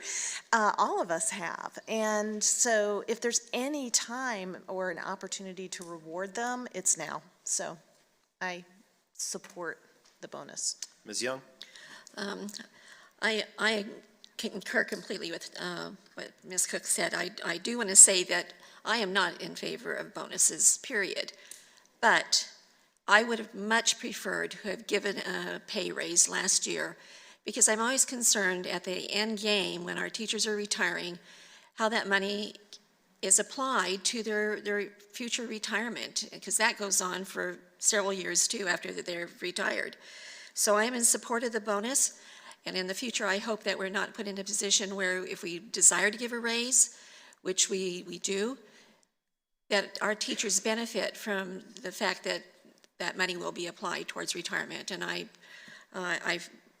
totally support this, because I think in the end game they need it, because we are raising the cost for health benefits. So anyway, that's all I have to say. Thank you. Any other comments from board members? So my thought on this is I understand completely what Mr. Dowell and Mrs. Cook are saying about two bonuses, and that seems a little distasteful. What also is distasteful to me is that we passed on all of our health insurance premiums and increase to our employees for next year. And that, as Mrs. Young said at the end of her statement there, that's a little distasteful to me as well. The one thing I do appreciate this does is this also impacts our least paid employees the most. Our bus drivers, our cafeteria workers, our janitors, some of those folks that are on the low end of the pay scale, that they get the same number, but it's a much higher percentage of their pay. So I'm supportive of this. I don't, as has been stated earlier, I don't want to do it again. I don't like the double bonus paradigm, but I think this helps to right a wrong, particularly for me in the health insurance category with passing on all of the increase to our employees. I found that distasteful in the last budget cycle, and so I appreciate the opportunity to take money that is for education and give it to our educators. So, any other comments from board members? So this is on our agenda to approve later in the meeting. Thank you, Mrs. Ewing. Thank you for all your good work this past year. It's comforting to us, or at least to me, to have you there to help us get through this. 9.01, approval of the financial report and monthly bills and payroll, May 2021. Is there a motion? Mr. Chair, I move that we approve the financial report and monthly bills and payroll for the month ended May 31, 2021. Thank you, Mrs. Young. Is there a second? Second. Thank you, Mrs. Cook. Is there any discussion? Mrs. Aller? Mrs. Young. Aye. Dr. Beers. Aye. Ms. Cook. Aye. Mr. Dowell. Aye. Ms. Hummel. Aye. Ms. Ownby. Aye. Mr. Kelly. Aye, thank you. 9.02, approval of personnel actions. Can I get a motion for approval of the personnel actions as presented this evening? Mr. Chair, oh, go ahead. Mr. Chair, I move that we approve personnel actions as presented this evening. Thank you, Mr. Dowell. Is there a second? Second. Thank you, Mrs. Cook. Any discussion? Mrs. Aller? Mr. Dowell. Aye. Ms. Hummel. Aye. Ms. Ownby. Aye. Mrs. Young. Aye. Dr. Beers. Aye. Ms. Cook. Aye. Mr. Kelly. Aye. Thank you. 9.03, approval of revisions to 2021-2022 Student Code of Conduct. Is there a motion? Mr. Chair, I move to approve the revisions to the 2021-2022 Student Code of Conduct. Thank you, Mrs. Cook. Is there a second? Second. Thank you, Mrs. Young. Is there any discussion? We had a long discussion about this at the last meeting. Hearing no discussion, Mrs. Aller? Ms. Cook. Aye. Mr. Dowell. Aye. Ms. Hummel. Aye. Ms. Ownby. Aye. Mrs. Young. Aye. Dr. Beers. Aye. Mr. Kelly. Aye. Thank you. 9.05, approval of authorization for VHSL memberships for the 2021-2022. I skipped 04, didn't I? All right. Thank you, Mr. Dowell. 9.04, approval of federal programs grants 2021-2022. Mr. Dow just earned himself making a motion. Chair, I move that we approve the 2021-22 Title I, Title II, Title III, and Title IV federal program grant applications. Thank you, Mr. Dowell. Is there a second? Second. Thank you, Mrs. Owenby. Any discussion? Thank you, Mr. Dowell, for keeping me on track. Ms. Aller? Mr. Dowell. Aye. Ms. Hummel. Aye. Ms. Ownby. Aye. Mrs. Young. Aye. Dr. Beers. Aye. Ms. Cook. Aye. Mr. Kelly. Aye, thank you. Now, 9.05, approval of authorization for VHSL memberships for the 2021-2022 school year. Is there a motion? Mr. Chair, I move that we approve the Virginia High School League membership applications for Lafayette, Jamestown, and War Hill High School for the 2021-2022 school year. Thank you, Mrs. Owenby. Is there a second? Second. Thank you, Mrs. Cook. Mrs. Young. Any discussion? Ms. Aller? Ms. Ownby. Aye. Mrs. Young. Aye. Dr. Beers. Aye. Ms. Cook. Aye. Mr. Dowell. Aye. Ms. Hummel. Aye. Mr. Kelly. Aye, thank you. 9.06, approval of the updated 5-year local plan for the education of the gifted. Is there a motion? Mr. Chair, I move to approve the updated WJCC local plan for the education of the gifted 2021 through 2026. Thank you, Mr. Dowell. Is there a second? Second. Thank you, Ms. Young. Any discussion? Mr. Chair. Yeah, Mr. Chair, I'd just Ms. like to Cook? say, I plan to support this, but I just would love to, in the next year or two, get an update from the superintendent on how this is going. Absolutely. Thank you. Any other discussion? Ms. Aller? Mr. Dowell. Aye. Ms. Hummel. Aye. Ms. Ownby. Aye. Mrs. Young. Aye. Dr. Beers. Aye. Ms. Cook. Aye. Mr. Kelly. Aye. 9.07, approval of award of contracts to Mobile East Modular Space Incorporated for a total of 9 temporary mobile educational classroom trailers at 7 schools: Stonehouse, Norwich, J. Blaine Blayton, DJ Montague, Claire Bird Baker, Laurel Lane, and James River Elementary Schools. Is there a motion? Mr. Chair, I move that we approve award of contracts to Mobile East Modular Space Incorporated for a total of 9 temporary mobile education classroom trailers at 7 schools: Stonehouse, Norwich, J. Blayton, DJ Montague, Clara Bird Baker, Laurel Lane, and James River Elementary Schools, totaling $1,095,777.17. Second. Thank you for the 17 cents, Mrs. Young. Thank you, Mrs. Cook, for the second. Any discussion? I do. Mr. Dowell. I know that last time we met, we had questions around security, safety, perimeter, fencing. I don't know if it's too soon to ask for any kind of update around that, but I am interested. what that I looks think like? it may be too soon to Okay. ask for an update right now, Okay. but certainly we'll provide that information to you. Thank you. And Dr. Heron, this went through the purchasing process, I presume. Was it a state contract or? Mr. Snipes, you want to come and answer the questions, please? Mr. Snipes was hiding behind Mrs. Yoon, or else I would have called him up here. I was looking forward to a quiet night. So was I. Not gonna. Your question was if this was under state contract? Is that? Yes, so the purchasing vehicle that we used to know that we got a good deal on our mobile classrooms. No, this is not under a state contract. We do use Mobile Lease, who is under our annual. Contractor. So they have an annual contract with us? We use them annually, and they don't have an annual contract, but Okay. we've used them in the past. And So is it competitive? Is there other providers of classroom trailers that we look at? there are other providers of classroom trailers, yes. So did they bid on these trailers, or was it just a mobile? Understand my question here is Apples to apples comparisons. yeah.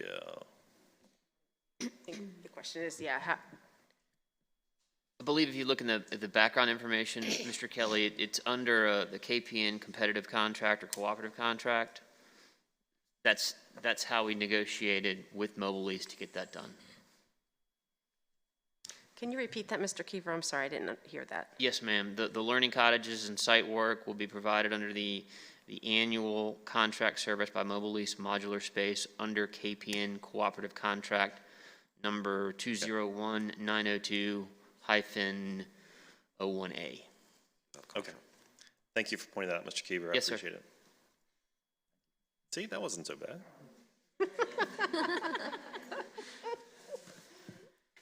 Any other comments? Ms. Ellenby? Thank you, Mr. Chair. I've made this point before, but would like to make it one more time. If we had additional educational space, the need for these trailers would not be present. This will allow us to socially distance, but also to meet the needs of our ever-changing students who have certainly more challenges. And ideally, we'll be able to keep our class sizes where they were prior to the recession of 2008, when we had to increase class size in the face of budget cuts. So while I don't think any of us are excited about having learning cottages, they are a necessity until we have additional educational space. Thank you, Mr. Chair. Thank you, Ms. Ellenby. I'd also like to point out, too, that long before COVID, we had kids learning in hallways and closets and other non-ideal classroom spaces, and so that's one of the long-standing issues that we've had, and had a nice video that showed all that. Any other comments from board members? Ms. Aller? Mrs. Young. Aye. Dr. Beers. Aye. Ms. Cook. Aye. Mr. Dowell. Aye. Ms. Hummel. Aye. Ms. Ownby. Aye. Mr. Kelly. Aye. Thank you. 9.08, approval of award of contract for invitation for bid number 21-15314, site work for temporary classroom trailers at J.B. Blayton, Norge, and Stonehouse Elementary Schools. Can I have a motion? Anybody? I'm trying to get there. I'm trying to make sure I'm in the right place. Mr. Chair, I move that we approve the contract for invitation for bid 21-15314 to Centennial Contractors in an amount not to exceed $852,450. Thank you, Mrs. Ownby. Is there a second? Second. Thank you, Mrs. Young. Any questions or comments from board members? So one question that we had at the last meeting that we addressed there, but we'll address it again here, is that there's two contracts here breaking up the two different elementary schools, or the different elementary schools into sets. And I believe the reason why we did that was that one contractor couldn't do, we were concerned that one contractor couldn't provide all the services in time to meet the need for the temporary classroom trailers. And Mr. Snipes is shaking his head. I won't make him get up and stay at the microphone, so. Any other questions or comments? Mrs. Aller? Ms. Ownby. Aye. Mrs. Young. Aye. Was the motion made? Yeah, Okay. Aye. Ms. Ownby made the motion. Oh, sorry, Ms. Ownby. Dr. Beers. Aye. Ms. Cook. Aye. Mr. Dowell. Aye. Ms. Hummel. Aye. Mr. Kelly. Aye. 9.09, approval of award of contract for invitation for bid number 2115315, site work for temporary classroom trailers at Claire Bird Baker, DJ Montague, Laurel Lane, and James River Elementary Schools. Is there a motion?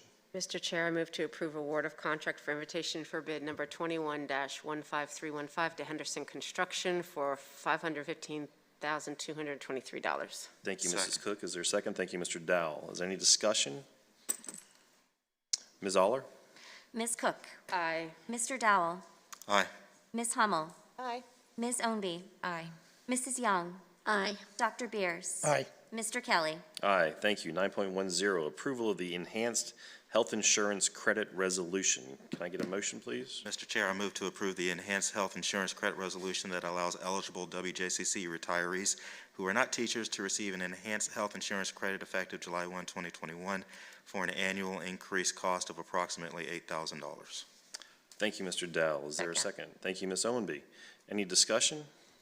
I think we had a good discussion about this at our last meeting, and this brings to our non-teaching staff the same benefits that our teaching staff has. So I think this is a good thing. Ms. Aller? Mr. Dowell. Aye. Ms. Hummel. Aye. Ms. Ownby. Aye. Mrs. Young. Aye. Dr. Beers. Aye. Ms. Cook. Aye. Mr. Kelly. Aye, thank you. 9.11, approval of purchase request of classroom projectors and teacher control panels. Is there a motion? Mr. Chair, I move that we approve purchase request of classroom projectors and teacher control panels with Optech for a total cost of $941,525 and no cents. 0 cents, not even a penny. Thank you, Mrs. Second. Young. Is there a second? Thank you, Mrs. Cook. Any discussion? Ms. Aller? Mrs. Young. Aye. Dr. Beers. Aye. Ms. Cook. Aye. Mr. Dowell. Aye. Ms. Hummel. Aye. Ms. Ownby. Aye. Mr. Kelly. Aye. Thank you. 9.12, approval of authorization of a year-end bonus payment for contracted employees. Mrs. Aller, could you please make sure that we note in the minutes that I had my conflict of interest statement earlier in the meeting, so I did not repeat it here. Yes, sir. Did this. Is there a motion? Mr. Chair, I move to approve the authorization of an end-of-year bonus payment in the amount of $1,000 for contracted employees employed prior to February 1st, 2021. Thank you, Mrs. Ownby. Is there a second? Second. Thank you, Dr. Beers, for that vigorous second. We are the peanut gallery tonight. Any discussion? Ms. Aller? Ms. Ownby. Aye. Mrs. Young. Aye. Dr. Beers. Aye. Ms. Cook. Aye. Mr. Dowell. No. Ms. Hummel. Aye. And Mr. Kelly. Thank you. Aye. Thank you much. 10.01, strategic plan updates, goals 2, 5, and 6. Dr. Herron? Thank you, Mr. Chair. This evening, I want to provide a brief update on progress on goals 2, 5, and 6, and Mr. Landers will lead off the presentation this evening.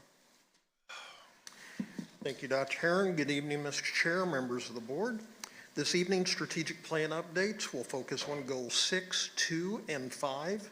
Between each goal area, we will be taking your questions and transitioning to the next goal champion. If I can turn the pages. I'm here this evening to share progress under Goal 6, Organizational Efficiency and Effectiveness. For the 2020-2021 school year, the Goal 6 team focused on 3 of the 5 identified strategies in Elevate Beyond Excellence. First, we remain committed to ensuring the alignment of budget development with strategic initiatives. This is essential as Dr. Herron works with you and with staff to create an annual operating budget and a 10-year capital improvement plan. For the last several years, we have presented budget needs to the school board by goal area. We will continue to do this in the future. The next strategy in Goal 6 focuses on analyzing and improving the effectiveness of business and operations processes. And finally, we took steps to implement a strategic management system that provides consistent access to data for use in decision making. To that end, the division has contracted with Who Knew It to implement a new strategic management system. Think of it as a data clearinghouse and dashboard. The dashboard provides actionable data at the classroom and student level, while also providing overview snapshots at the building, division, and strategic plan level. Here you see division information on student attendance. Each area on the dashboard is clickable, so we can filter this down even more to a school, a grade level, or a class. This screen shows a partial listing of all 6th grade students enrolled at Berkeley Middle School. Note the blue boxed area would normally contain student name and ID number information. And this is what it looks like if we select an individual student from the list. We can see the student's attendance trend and performance trends. This is also where we might see a red flag if there is an issue. We can do the same thing when looking at academic data. For student privacy reasons, we aren't going to show drill down data publicly. However, in general, I will say that having data like this will help us more closely monitor trends to pinpoint where targeted supports and assistance are needed. It is also a good way for a team of teachers to look at their data together for a particular concept and to gauge student mastery. Next steps are to work with HR and finance to further develop Who Knew It modules that house human capital and budget information. Those modules will also be helpful as we continue to monitor business functions and systems for efficiency. This year, we specifically looked at the process we use to select instructional technologies, as well as the protocols and security resources we have in place to protect student privacy and information privacy online. As you can imagine, these areas took a higher priority as students were learning virtually. Moving forward, we will look for opportunities to create and leverage efficiencies division-wide. We will also expand our use of Who Knew It and the ways we use data to inform decision-making related to academics and operations. Mr. Chairman, that concludes our brief overview of Goal 6 progress this evening. I'd be happy to answer any questions you may have. None again. Any questions or comments from board members on Goal 6? I think one of the I think this is just on the general, on the strategic plan, the way it helped guide us through the pandemic is kind of a indication of how strong the plan was and is and remains. And so I think that's kind of a testament to the whole putting this thing together 3 years ago, not understanding what we were going to be up against 3 years later. So I think that's kind of impressive. But the use of data is certainly one of our high goals on our strategic plan. So thank you, Mr. Landers. Thank you. And Mr. Sean Walker, Assistant Superintendent for Elementary School Leadership, is here with an update on Goal 2. Good evening, Mr. Chairman, members of the board, and Dr. Herron. Goal 2 of Elevate Beyond Excellence centers on educational equity and fostering an environment where all students have the resources and access to programs that they need to be successful. As a reminder for our families at home, equity and equality are not the same thing.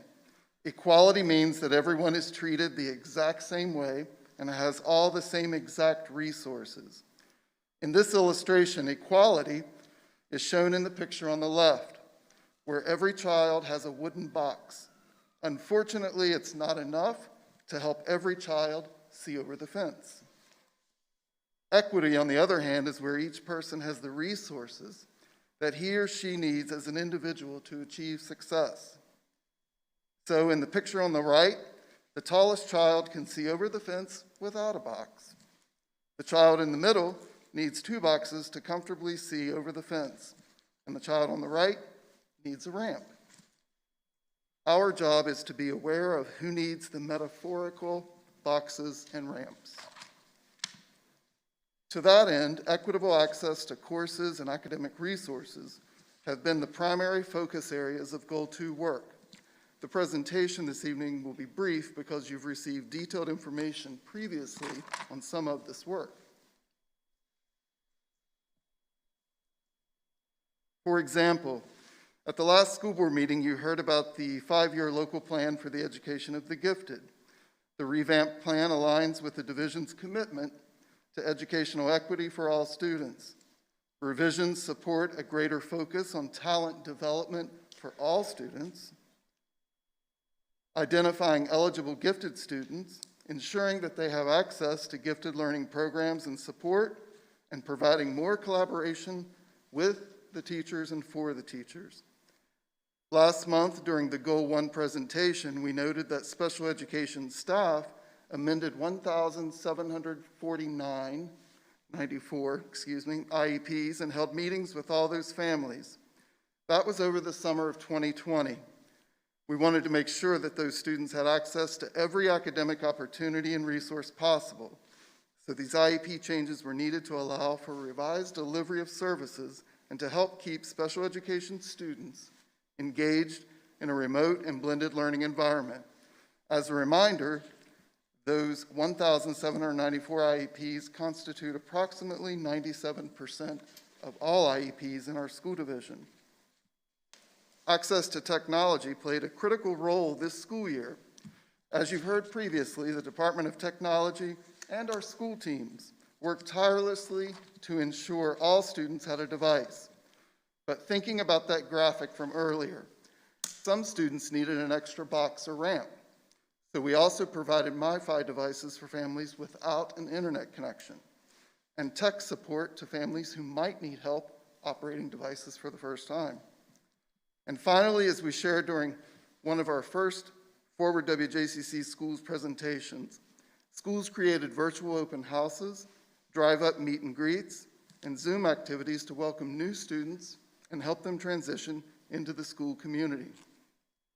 Then, as secondary students prepared to head back to buildings, schools hosted visits and tours to welcome new and transfer students in person to learn the layout of the building, see staff members face-to-face, and foster a sense of belonging.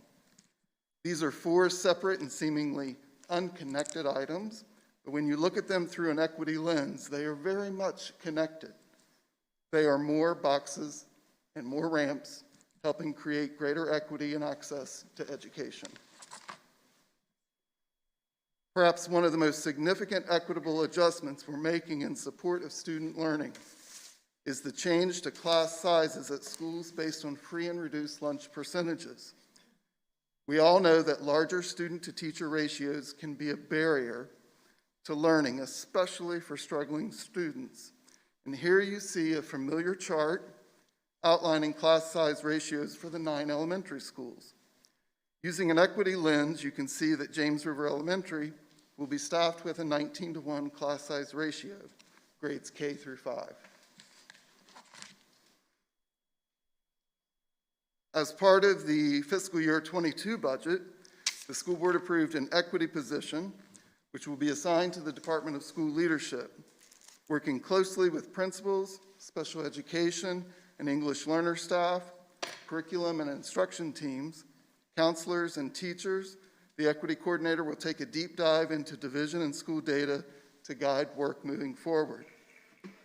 As we move into the new school year and return students to in-person learning 5 days a week, schools will have a greater opportunity to use the MTSS framework to provide interventions and supports that are appropriate for each student.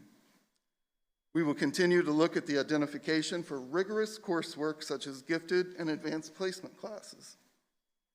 The addition of an assistant principal for the Bright Beginnings program is crucial to the success of the division's preschool program. And we look forward to collaborating with our partners in the city and the county as we evaluate preschool needs in our community and the best ways to meet those needs. And although not specifically spelled out among the strategies, we will focus on making sure students have the individual tools and supports they need to not only make up for the pandemic learning loss, but to continue to advance academically. At this time, I'm happy to answer any questions you may have related to Goal 2. Ms. Young? Yes, Mr. Walker, would you please read me that definition again? You defined equality and equity. I'd like to hear that again, please. Yes, ma'am. Equality means that everyone is treated the exact same way and has all the same exact resources. The equality is shown in the picture that was on the left, where every child had a wooden box. Unfortunately, it's not enough to help every child to see over that fence. Equity, on the other hand, is where each person has the resources that he or she needs in order to achieve success. So that was the picture on the right, where the tallest child could see over the fence without the box. The child in the middle needed 2 boxes to be able to see comfortably over, and the child on the right actually needed a ramp and not 2 boxes. I guess I'm going to have to make a statement. I absolutely do not agree with that. First of all, public school systems were based on, I'm not attacking you, I want you to know that. Yes, ma'am. But equality of opportunity has always been the byword in our country. As a public school teacher, I myself, and I know that probably 99.9% of public school teachers go out of their way to make sure that every child gets what they need. I'm not in opposition to what we're doing as far as the staffing ratio and things like that, because I think those are necessary. But I think we need to take a hard look at exactly what we are doing here with equity, because we are never going to be able to achieve equity of outcome. And this sounds like this what we're trying to do. I've also had a lot of issues with this graphic that we use. First of all, if I was that older child there that was standing on the box, suppose I needed that box because maybe I have something else going on. I don't believe in taking from one child and giving to another, and I certainly hope that is not what we're in the business of. Because I think if we start taking from one group of children to give to others, then we're putting that other group at a disadvantage.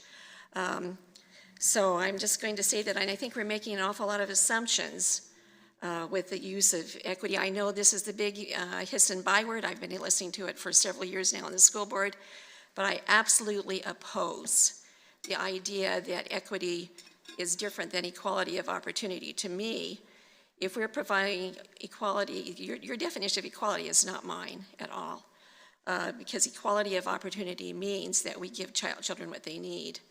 And that just doesn't mesh with what I believe as an American and as a member of this school board. So I'm just going to make that statement. I also have a question about the equity coordinator.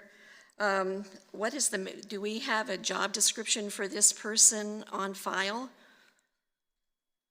We do have a job description that was used. I would very much like to see that, because I would like to know what their mandate is and what criteria they're going to be using in assessing equity in our school system. Thank you. We can get that to you. Thank you.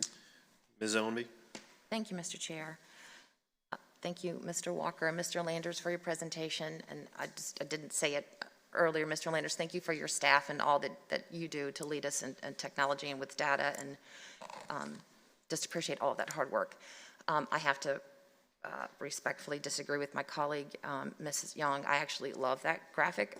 I referenced it a couple meetings ago. I think that it shows exactly the laser focus on equity that is needed for our students, and I don't think the student without a box had a box taken away from him.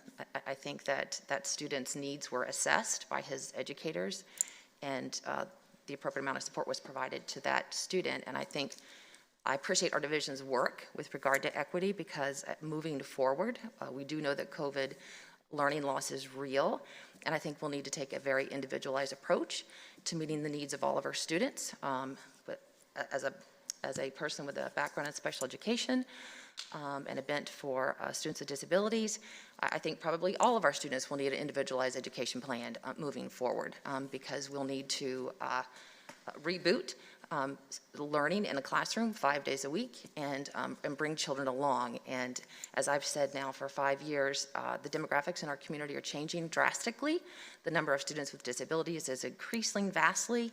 The number of English language learners is increasing vastly. The number of economically disadvantaged children, the number of homeless children in our community is on the rise. And so meeting the needs of those students, now compounded with COVID, will be so important that we focus on equity. And so I am eager to learn more about the equity position to see how we'll be able to utilize that person to meet the needs of our students in this division.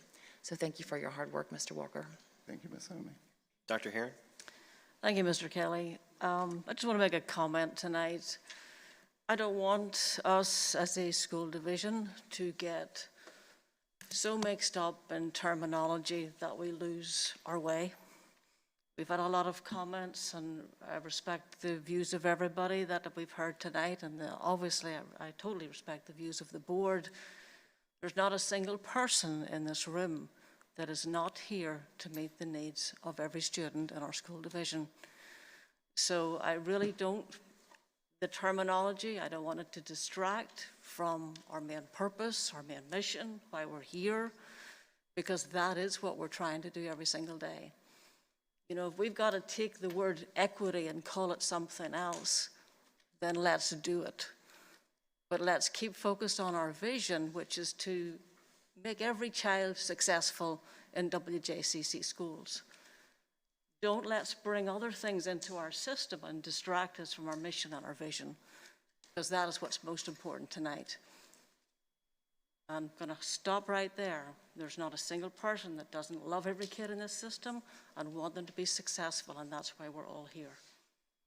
Thank you, Mr. Chair. Thank you, Dr. Herron. Ms. Cook? Thank you, Mr. Chair. Mr. Walker, I'd like to talk a little bit about elementary teacher staffing ratio. I think it's a really good step in the right direction, and I appreciate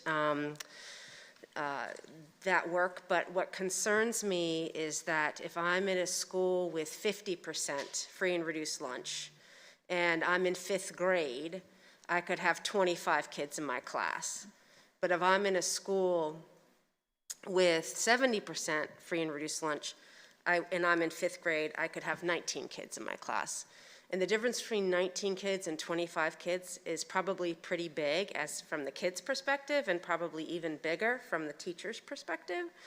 And so I think there's some work that needs to be done going forward, and I hope that that's taken into account. You know, I agree with Dr. Herron that it's not worth getting hung up on terminology, but I do think that we need to intentionally allocate resources, instruction, and opportunities according to need. And I think that we have some harsh realities in our community that we cannot ignore. Let's not forget that we have 3 times the rate of homelessness in our school division, and kids who are homeless and living in motels simply need more resources than some of their peers. And I think that there's a sense of loss for some people who feel like something may be taken away from them or their children. And I acknowledge that sense of loss, but I think it exists because our spending on education has not kept pace with inflation. And that is mostly at the state level. So I think that we need to really hold our state accountable for funding. We're at the bottom 10 of the 50 states in our nation, and we have much better results than that. We're at the sort of top 10 for results, but I don't think that that is sustainable. And our state has really short-shrifted education since the Great Recession and needs to do better. So I think we need to do better by all of our learners, be they gifted or special ed or homeless or socioeconomically disadvantaged. And so I think that that requires some differentiation along class size among some other layering strategies. So I think this is a good step in the right direction, but I am in support of giving students what they need, and you know, and so I'll just stop there. But I would appreciate a better look at that because I don't think it goes far enough. Mr. Dowell. Dr. Herron, I appreciate your words. You're right. Many different people have many different definitions for what equity is and how it serves or how it takes away. I throw my own father under the bus. He's a senior vice president for a major university in Central Virginia, and his job is equity and inclusion. They've got a very different definition of what equity looks like, right? And it's about providing an opportunity for as many folks as they can for an education without taking from those that have earned it, right? And if they were to take it from those that have earned it to give to those that had not earned it, that's theft. That's not equity. Right? And so that university gets it. I think that many of us on this dais get that. So when we're talking about equity, we're talking about these MiFIs. I think that's a great example of how to serve a community of students who were disenfranchised in one way or another, economically or otherwise, and they had no choice but to stay home and learn from home, and they needed those MiFIs. Right? And so that's a limited resource that we had to provide to certain students that needed to connect, right? My children did not need MiFIs. You took nothing from me by not providing me a MiFi, right? There were other students that needed it. But what we have to do is we have to remember that this word of equity and the way that we approach equity, it means very different things to very different people. And we have to be careful not to go down that road of theft. Taking from somebody that has earned to give to somebody that has not earned, right? Okay, I appreciate, Ms. Young, what you've asked for. I wrote this very same thing down. We're here with many different people asking about what this school division is going to do about CRT. I don't have to wait till the next meeting. I'll tell you, I'm emphatically against CRT, right? I see it as a tool, a philosophy that creates prejudicial lenses. I never once grew up looking at a person thinking, you are such and such, or you are such and such, you're black, you're white, you're yellow, and because of that, you are a certain way, or a certain person, you think a certain way. No, that is a person created in God's image, in my view. That's my view. I don't invite anyone else on the dais to respond to CRT, but that's my view. So when Ms. Young asked, what does an equity coordinator do? What does that job look like? I'm interested in that too, because I want to make sure that that prejudicial philosophy is not permeating our school division, our community that we're entrusted to protect. So I'm very much interested in that too. But thank you. Thank you, Mr. Dowell. Any other comments from board members? Okay, sounds good. Thank you. I like how you're challenging us going 6-2-5 and it's 2-5-6 in the thing. So Mr. Baker, Head of Human Resources, is here to discuss Goal 5. Thanks.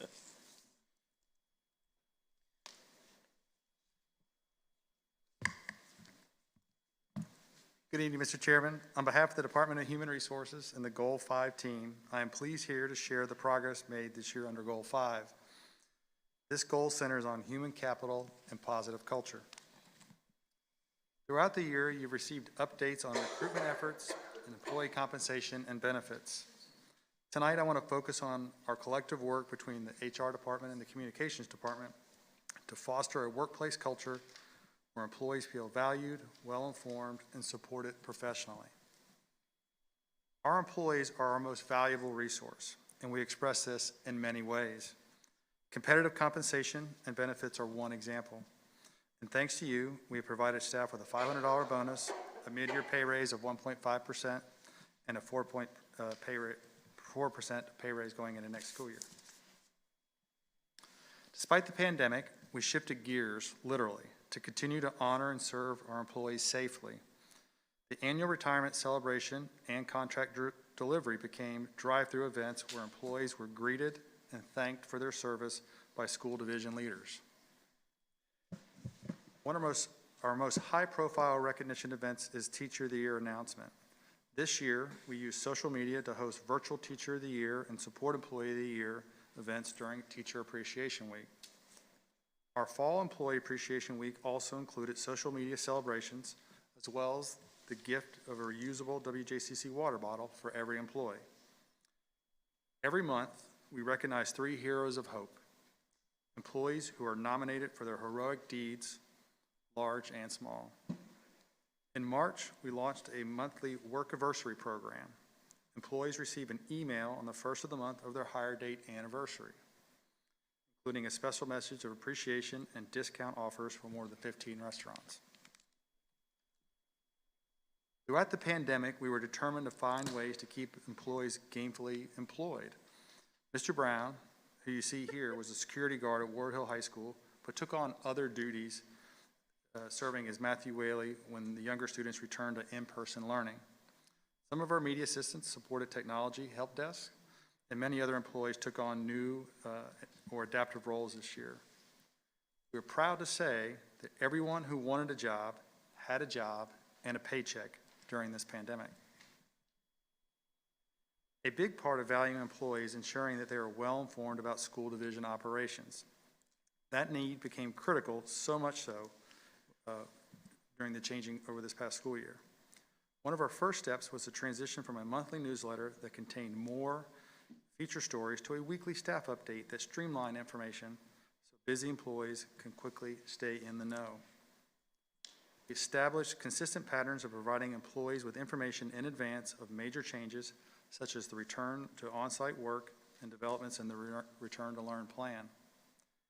Just as we reimagined traditional recognition events, we also leveraged the power of Zoom and our websites to host virtual benefits sessions, topics such as health insurance and retirements and more. Providing employees with a safe and healthy work environment is another way to foster a positive culture for staff. Ongoing mitigation plans are as much for their protection as well as the protection of our students. We take seriously our responsibility to provide the most reliable information about our health metrics, state and national guidance, and our response to the pandemic. At the start of 2021, we took on one of the most essential and important information campaigns of the pandemic: vaccination availability. A team from across departments worked to distill information about the vaccine our staff would receive, Moderna, into an easy-to-read and understand resource for making important personal decisions. That same team worked tirelessly for more than 2 months to make staff aware of vaccine clinic news, how and when to sign up for vaccination appointments, and more. As mentioned earlier, this effort was tremendously successful. I'm sure I speak for everyone who worked on this effort when I say it was one of the most rewarding things we have done. We're exceptionally proud to have partnered with the city and the county for free COVID-19 vaccines for all of our employees who wanted it, and to date, 90% of our full-time workforce is fully vaccinated. In a school year unlike any other, we took first of their kind steps to support employees professionally. We received information about professional development sessions last month, but there was so much more than that. Over the last 9 months, we have provided child care support during the pandemic so that teachers didn't have to worry about their own children while teaching and supporting other people's children remotely. Many employees required accommodations or additional support through the Families First COVID Relief Act or with the Americans with Disabilities Act process. The Human Resources team processed 275 total requests and worked with employees and supervisors to make sure the needs of individuals and the organization was met. Over 275 employees reached out to the FFCRA mailbox. Over 160 employees received a health risk factor accommodation, usually to work from home or a child care consideration during this period. As students were returning, almost 40 WJCC staff requested to go through the interactive process to include correspondence between HR, the employee's medical provider, follow-on phone calls between HR and the employee, and personal email decisions to determine if they could work remotely or be approved for other accommodations. Almost 270 employees were quarantined for various reasons since July 1st, 2020, and were contacted by HR to determine if they could work remotely during the quarantine or if they were eligible to be paid through FFCRA for their absence and not have to take their own leave. At every twist and turn throughout the pandemic, we did all that we could to honor employees' requests to meet those needs, reduce stress, and support our WJCC family of professionals. Finally, this evening, I want to acknowledge the superintendent's 2 employee forums, the Teacher Forum and the Support Employee Forum. These school department representatives are actively engaged with Dr. Herron in shaping the ways and support our employees to continually improve WJCC schools. The Support Employee Forum is directly responsible for the creation of the Spanish-English translation reference cards. As shared during the Goal 3 presentation in April, forum members requested translation for job descriptions to help staff communicate with students and families. This spring, the Support Employee Forum began to work with HR to lay groundwork for a comprehensive professional development and training program for support staff. We will bring you more information about that as the plan is further developed. The Teacher Forum also focused on the needs of English language learners this year, and their work will have a significant influence on instructional staff and professional development next year. Previously, the Teacher Forum was instrumental in developing an online site to store and accessing curriculum resources. In each case, input from the forum has resulted in actual change within the division, and we'll continue to work closely with these professional groups moving forward. That completes this evening's strategic plan report. I'm happy to answer any questions you may have related to Goal 5. Comments from board members? Ms. Young. Mr. Baker, did I hear right that professional development was going to be not only provided to teachers, but to others? Or is just the muffling of the mask confusing me? I'm sorry? I'm sorry, I'm having a hard time listening through all the masks tonight, but the professional development, that's not only for teachers, correct? We were talking about the professional development for the support staff. Right, and can you give me an example of what that might be? Well, it could be from, from the helping out with learning conversational Spanish or different requests or different needs they might have for their job. It may be for mechanics to take on, learn other duties as mechanics, or it's so diverse, the different types of things that all different types, it could be from secretaries to custodians to bus drivers and the variety of needs and requests that they might have. Okay, I really appreciate that. Thank you. I think that's wonderful for our staff.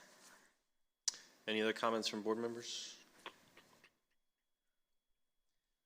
So jumping off on the professional development train there, I continue to be concerned that we add too much professional development, and that we come out with an initiative where we're doing professional development. We come out with an initiative, we're doing professional development, and suddenly our teachers are spending all summer of their 10-month contract doing professional development.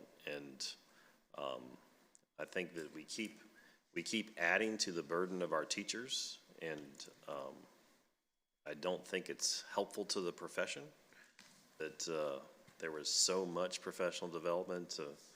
Every time you hear somebody, we're doing professional development, we're going to do professional development, and when you take a look at the list that our teachers had to do for professional development, it is impressive. And I'm not going to say that in a good way. So we just need to look at, and that's a conversation that's bigger than this room. I mean, that's the General Assembly comes down and says, oh, we're going to do professional development, and we have to add professional development. And I think that we sometimes overload our teachers with things that aren't involved with teaching the kids in their classroom, that it's to our detriment. That's my soliloquy on that. It's been a tough year financially, obviously, with trying to be able to predict what we're going to do that, but it's been a very tough HR year. We've put a lot of demands on our teachers. We've asked a lot of our teachers starting last March 13th, I believe it was. We did a lot trying to survive 2020, and then when we come into this school year, we've asked a lot of our teachers. We've given them lots of technology tools, but then we had to train them on how to use it, and all while they're trying to.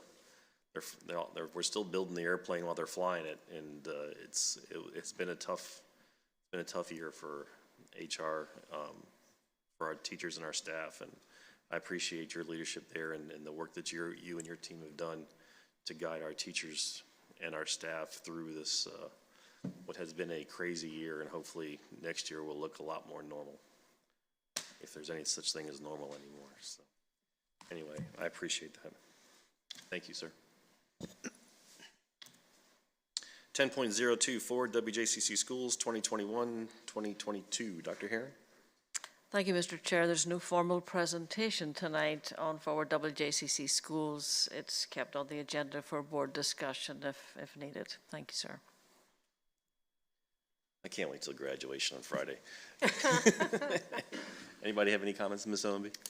Thank you, Mr. Chair. Mr. Kiever, could you just update us for the benefit of the public about masks and who makes decisions about masks?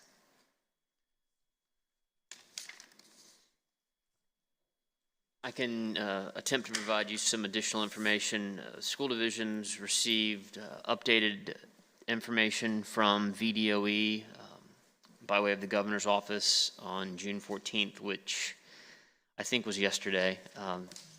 If that's correct. Was yesterday June 14th? Still, yes. Okay, so we we received some additional information in terms of the Executive Order 79 as of yesterday. The Executive Order clarification through the FAQ that's posted on the governor's website provides some latitude in terms of adults in school buildings who are vaccinated in terms of mask wearing. That's some information that we'll be communicating with our schools in the next day or so, and we intend to follow that information beginning on Tuesday, the 22nd of June. I will say that when students are in school or when school is in session, that same guidance does not apply.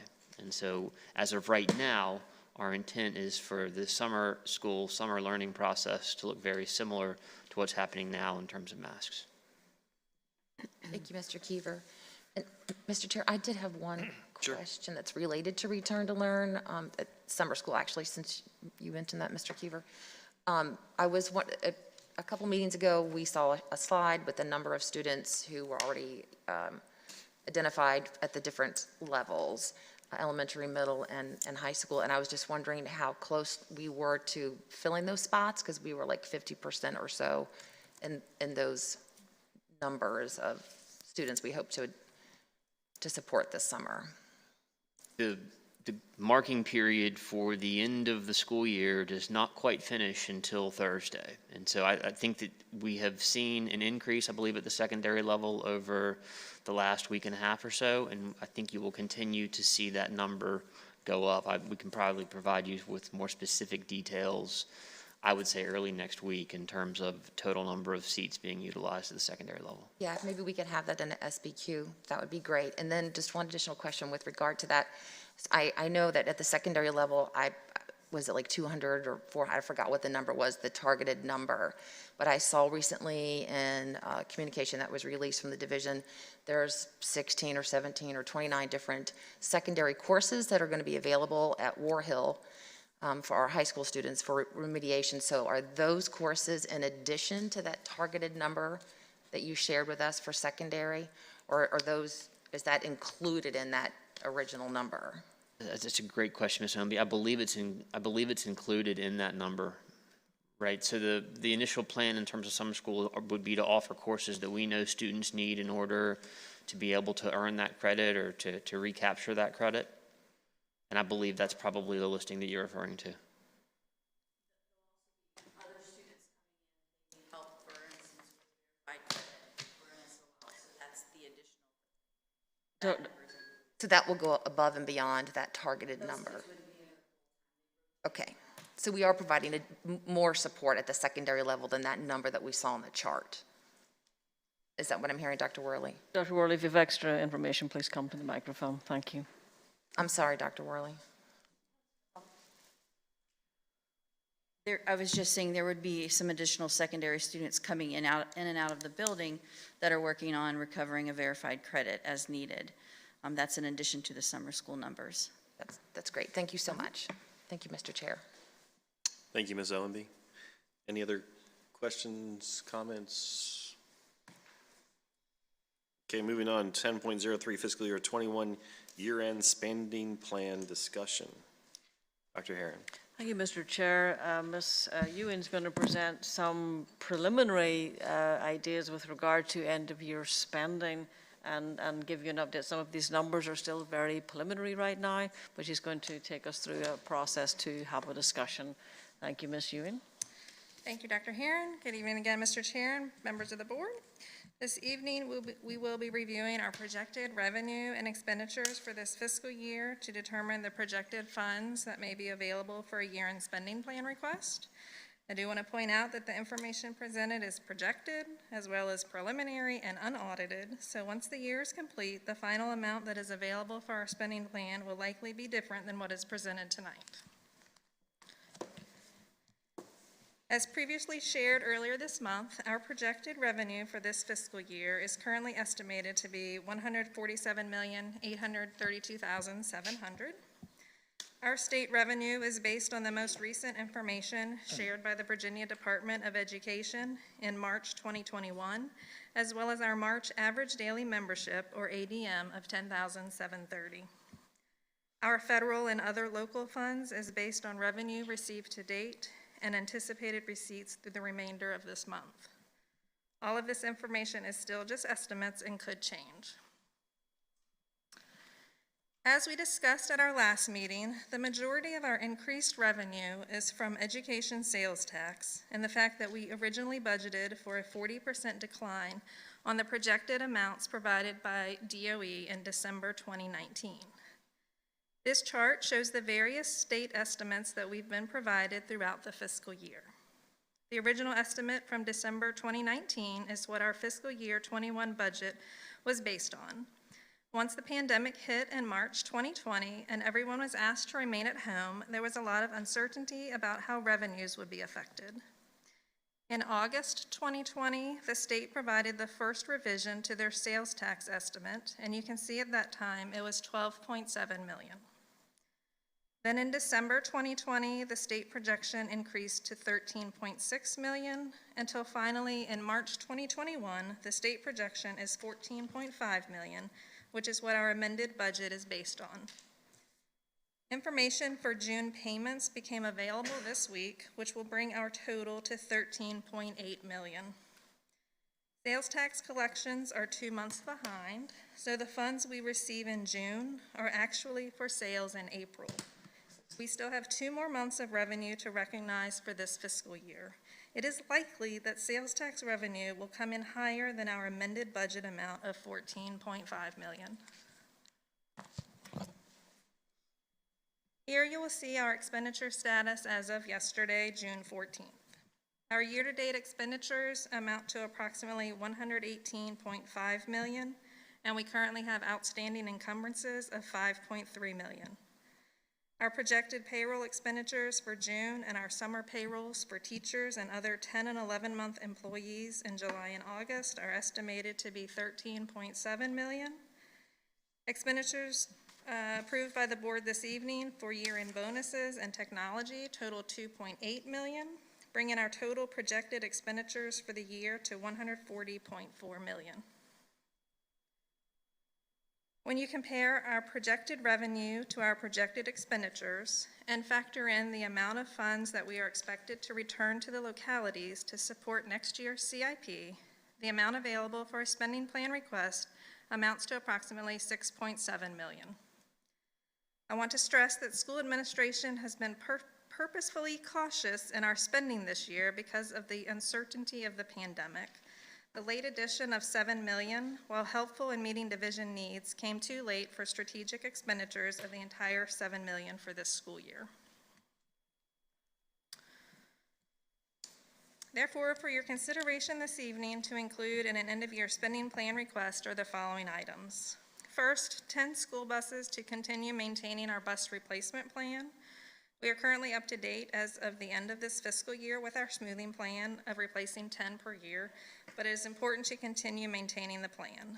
For reference, at the beginning of fiscal year 21, we had 25 buses with over 250,000 miles, and at the start of the school year this August, we will have 21 buses that are over 15 years old. Earlier this evening, you approved a purchase to upgrade classroom projectors and teacher panels. There are 263 that will still need to be upgraded to complete the project, which will take place over the course of next school year, and the estimated amount is $550,000. After factoring in these two items, the amount of funds remaining to be included in a request is just over $5 million. Here are some potential CIP projects that could be considered in a request for a school sustainability fund or to fund CIP projects next fiscal year.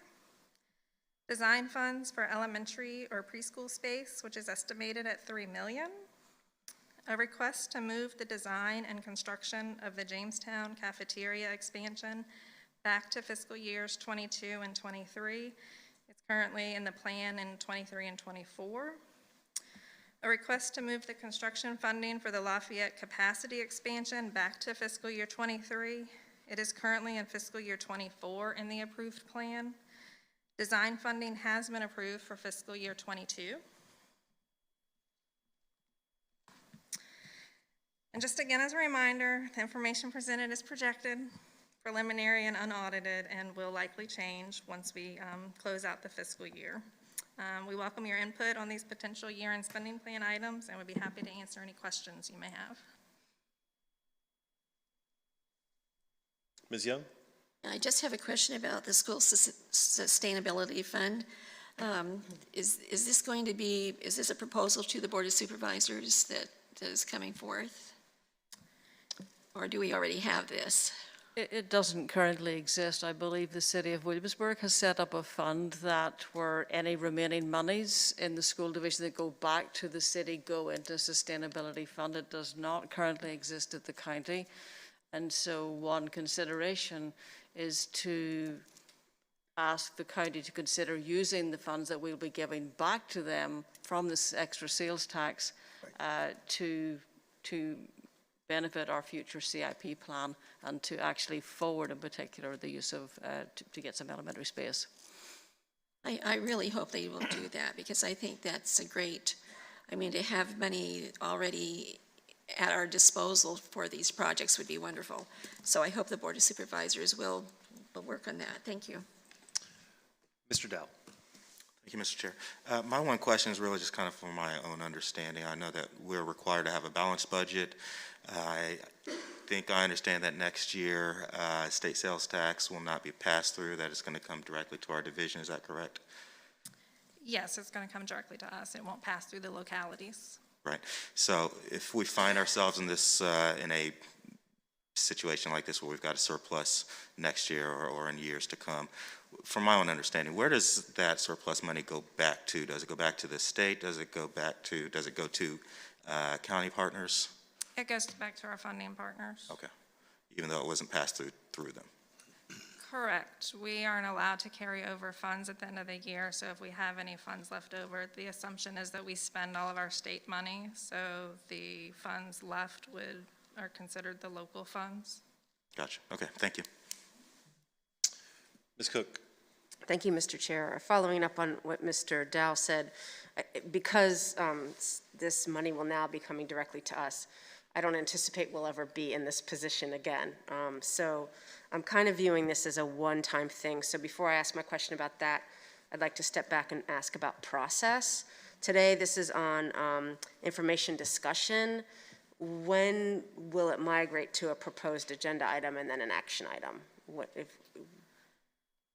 Well, typically we don't bring it until the first meeting in September after we've closed the year and have a better idea of the actual numbers. Okay. But I don't know if we might bring it in August. If we were, because of the considerable amount of money this year, we could put an estimated amount because we know it will be over $5 million. Going back, in fact, it's 6.7 going back that we're requesting to spend. So we wouldn't have an exact figure.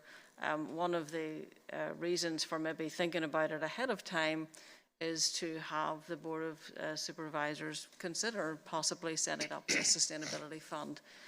As the board's aware, there's a discussion about pre-K space in the community happening right now, and the elementary school was taken out of our CIP this year because of that discussion taking place. And so if we were to suggest ahead of time before that report comes out that perhaps a potential use of that funding is elementary space, we believe that would be a good process to put in place. There is no guarantee that that's what will happen to the funds. So you're thinking maybe the July meeting would be the proposed agenda item and then taking action the first meeting in August, or both taking action in July? I'm considering maybe August. I would say August. Once we process the first summer payroll in July, then I'd have a better, Okay. be better able to estimate the August payroll. Thank you. Okay, so let me ask another process question real quick, or actually this is just a statement. The returning $600,000 automatically to the localities for inclusion in their CIPs is a practice that's unwritten and unagreed upon in any, sort of adopted way. So I just comment on that every year because it's something that we kind of do, but it's never been agreed upon or discussed, and so it's just sort of a. But it is reflected in their adopted budget book, just. Right, unilaterally. Yes. Yeah. So thank you for that clarity. So because, as Mr. Dow said, our money the sales tax money is going to be coming to us from now on, and this is a really unusual one-time thing, and because it's an unusual one-time thing, I think that we should do an unusual one-time thing in response to that, which is I do think that we should specifically ask the localities to amend their current CIPs for the fiscal year that's about to begin in July, the fiscal year 22 CIP, to ask them to amend it and include either design of an elementary and or pre-K space, or the Jamestown or the Lafayette capacity. I'm open to any of those. I support all three of them, but I do think because it's a large amount of money, because it's a one-time thing, and because it's a direct result of the way this funding stream came through, I think we should just make that very unusual request and ask them to amend their CIP so that we can then in turn amend ours. So I would support that. I don't have high hopes, but I would support it. Dr. Beers. Yeah, I fully support the CIP items. I'm particularly interested in the funding for the design of the elementary school. I think the county has caused a delay in that. We're not going to hear from the task force, the preschool, pre-K task force until September. I don't see why we have to wait for that in order to continue on with the design of the elementary school, because we know we need the space, and the longer we wait, the more critical it's going to become, and I think we need to go forward with that. I also think that given whatever the task force comes out with, I don't think that's going to have an impact of whether we need an elementary school or not. So I very much support that, and the other ones as well, given the growth of the population at Jamestown and Lafayette as well. But I particularly, I don't think we need to wait. We've been talking about that school for years now, and I think it's time to really start working on the design for that elementary school. So I'm glad to see that. Any other comments from board members? So, Ms. Ewing, can you take me back through this?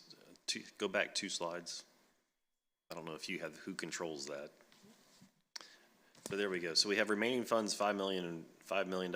In the next slide, we talk about more than $5 million. So is this supposed to be a pick one, pick two? Yes, that would be a conversation. We were looking for some input from the board as to how you might want to prioritize that. But as I said earlier on, with getting the June sales tax information this week and seeing where we stand, I do expect that sales tax is going to come in higher than the current state estimate. Sure. So there could be more funds available. Sure. And me personally, I think the Jamestown and Lafayette monies are less divisive and just as needed. And the elementary school will come. But I think we need to move forward with the Jamestown cafeteria expansion, because I think that's been long since needed, as well as the Lafayette capacity expansion, because we have problems at our high schools. Our elementary schools today, because of the decrease that we've seen in the early years, I don't know that we necessarily need it in the next year or two, but we might. We certainly will need it in the next 3 to 5. So that money needs to come, but I think that will present itself pretty quickly as we go into the next year or two. So I think as far as, and that almost adds up to $5 million. It's a little bit more, but I think we need to move ahead with the Jamestown and Lafayette, and because those are certainly necessary and needed, have been for a while. Any other comments from board members? Thank you, Ms. Ewing, I appreciate it. That takes us to board members' comments. Mrs. Hummel? Why do I always have to go first? Always go first. You're so eloquent. I mean, it's like, I always like to hear other people and then I can add on. You want me to go out and go somewhere else? Sure. Ms. Young? And I would like to follow Ms. Hummel. I'll go first, Jim. Jim, I'll go. Mr. Dowell? It's been a long time since we've had robust conversation from the public, and I want to say that I appreciate it. Appreciate hearing from our community. I'm going to leave that at that. Happy 4th of July to everyone. We live in an amazing country with amazing freedoms that we all are enjoying, and I hope that on the 4th of July, everybody can celebrate it safely with family and friends, and really remember how remarkable this country is and how privileged we are to be Americans, each one of us. So happy 4th of July. And I guess one other thing, congratulations to our seniors. It's been a crazy year, crazy 2 years for juniors, now seniors, now future graduates. So congratulations to each one of you too. Thank you, Mr. Chair. Ms. Owenby? Thank you, Mr. Chair. Just a couple comments. I wanted to first start with our student from Lafayette. Thank you for your comments. I appreciate the bravery and the courage it takes to come and speak to a group of adults with masks on. I'm sure that can be a little overwhelming. And want you to know that you are in the trenches, and so students' perspective are important, and sometimes there are oversights. We do have a student advisory committee. I've served on that committee off and on and in my 5 years on the board, and I appreciate what their ideas and enthusiasm and perspective have to the service we try to bring to this community. So I know that our policy committee will take a look again at the code of conduct, and so thank you, and thanks to your father too, but I certainly wanted to give accolades to our student. Also wanted to give a shout out to Mr. Jordan Steely. I think that in addition to our academics, I've said it before, but our related arts are phenomenal in this division, and so he is an incredible asset music teacher, and certainly deserves all the rewards and recognition that he has received. And had an opportunity over the last week, I guess, to attend some year-end things, which was exciting. It seemed kind of like it was almost a normal year-end, unlike last year. And so always am very honored to attend the GED celebration that Dr. Herron spoke about earlier. And so we were able to recognize the class of 2020 as well as the class of 2021 graduates. And so the two student speakers were very inspiring, and so that's a wonderful way to celebrate all of our students, and so I'm thankful that our division is able to do that. And then attended the official plug-in ceremony of the Jolly electric buses. So we have the 4 buses, and so I am glad that our division is cutting edge And that is the wave of the future for school buses to be electric. And as our chair mentioned earlier, all of us today, most of us, were able to ride on the bus down to Duke of Gloucester Street to watch our War Hill graduates. And so that was exciting. New car smell, very exciting, very quiet. So that concludes my comments. Congratulations. I know some of us on the board have our own seniors, so it has been a crazy year. And I know parents are exhausted, teachers are exhausted, all of our staff and administrators, and our students are exhausted. So hang in there. You're a senior now, hang in there. But congratulations to our seniors for Friday and Saturday. Dr. Beers? Well, first of all, I want to congratulate our Teachers of the Year. It's well-deserved recognition by their peers. I also would really want to also congratulate the War Hill graduates who flew, some of them flew, some of them roared down the Duke of Gloucester Street. We all had a good time watching them, and they certainly enjoyed it as well. And I expect nothing less from Lafayette and Jamestown high school graduates in the next couple of days. I also would like to thank the teachers, principals, administrators, the parents, and the teacher aides in helping the graduates of the class of 2021. It was a community effort, if you will, to help these students achieve that recognition as a graduate of the class of 2021. And all I would say is for them to be safe, enjoy the summer or whatever activity you might be doing.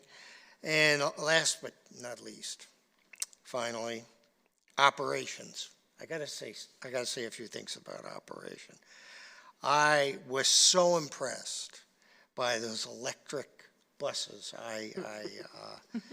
It truly is a step into the future, and I'm glad that Williamsburg, James City County is on the cutting edge there.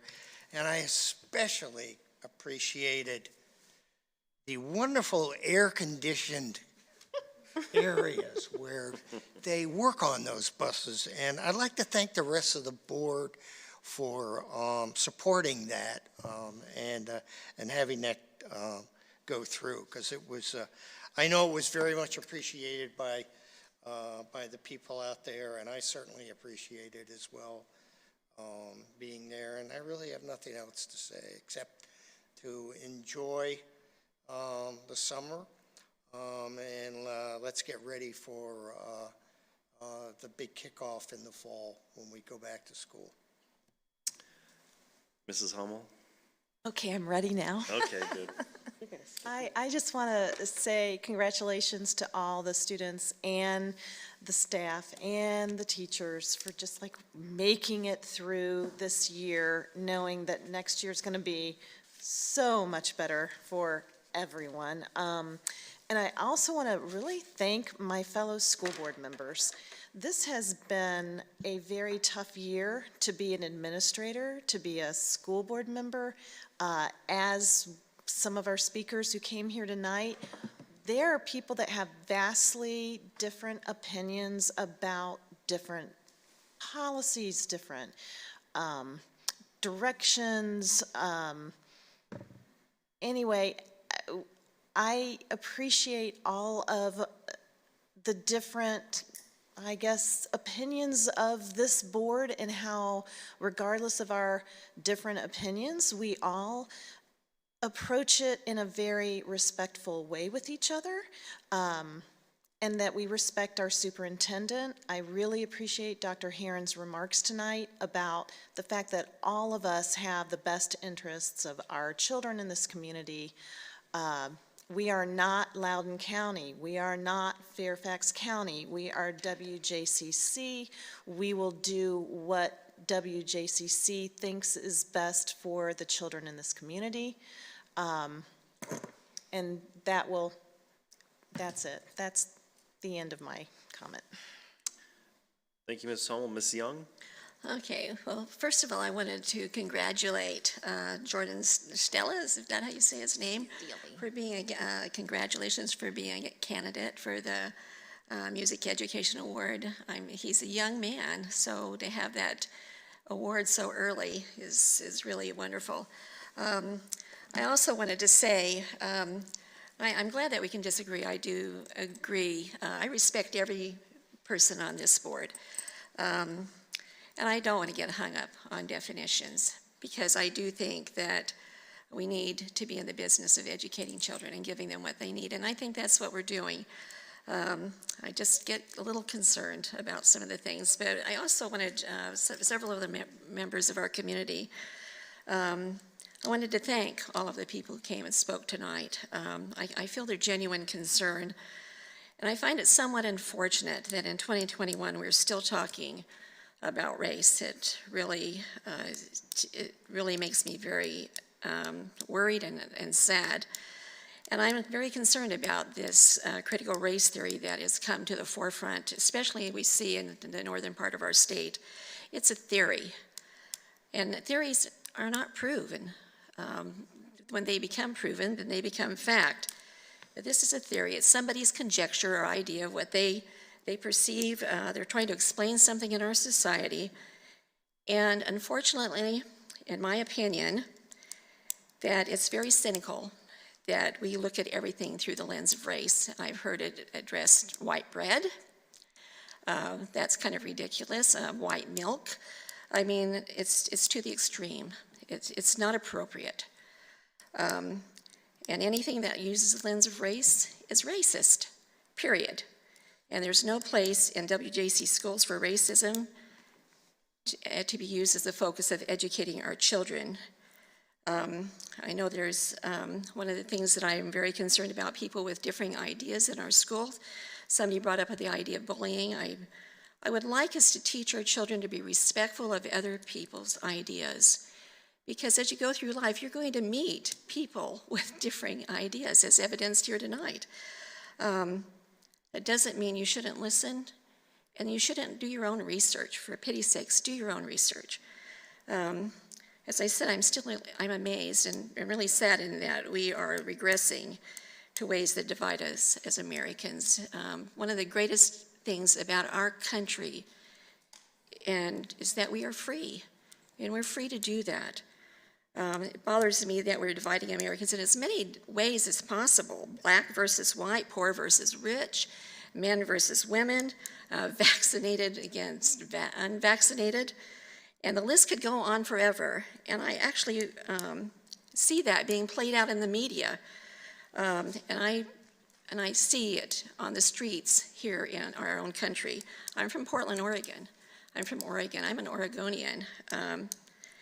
And to see what has happened to the city of Portland, which used to be the most beautiful city in the United States of America, and it had received numerous rewards, to see it boarded up, business by business by business on streets, and the homeless population, or the city park that used to be downtown Portland, used to be just amazing, and now it's full of tents and people who are doing other things.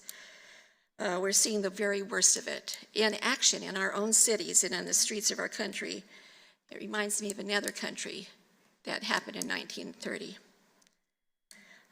As I said, it's a very cynical thing to use race as a lens through which everything is viewed.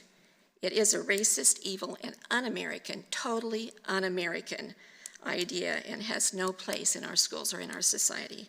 Thank you, Mr. Chair. Thank you. Ms. Cook? Thank you, Mr. Chair. I'd also like to lend my voice of congratulations to the graduating seniors this spring. It's a very exciting time in their lives, and I wish them all the best in their adventures beyond high school. I'd like to thank Ms. Borman for coming to talk trash. I watch every Board of Supervisors meeting, and I'm always a little jealous you're not here, so I'm glad you're here tonight. Thank you very much. And I would like to also thank all the speakers. It is always nice to hear from the public, and it takes time to come out here and to listen to these meetings, so it's really appreciated. Several of the speakers asked us to comment on critical race theory, and a couple of us did tonight. I'm not going to do it, and the reason I'm not going to do it is because it's not before the board. And I think our comments from this dais should be limited to that which is before the board. Any other comments are really, I don't think, appropriate, and frankly, I don't think it's really good for this division or the kids that we're supposed to serve. And I think it serves as a distraction to talk about national political topics. My political beliefs and my religious views are irrelevant, frankly. So I just don't think it should be discussed from this dais, which is why I'm not going to comment on it. We are not a partisan board. We are a local board because that's what the kids need from us. So I just felt strongly about saying that. I caution people to reject the concept, whatever we call it, of equity. I'll call it because that's what we've been using tonight, because I think it's critical that this board think about the impact of our policies on children. And there are things that we do as a division that public education does across the country that harm children in an inequitable way. My favorite example is on the first day of kindergarten, a bus pulls up to the front of an elementary school, and some kids go to the left to go to the cafeteria to get a free breakfast, and some kids go to the right to go to their classroom. The kids who get free and reduced lunch, they get that breakfast, and then they go to the classroom where their peers have gotten 10 to 20 more minutes of education every single solitary day. And then they're viewed potentially as a disruption by their classmates and their teachers.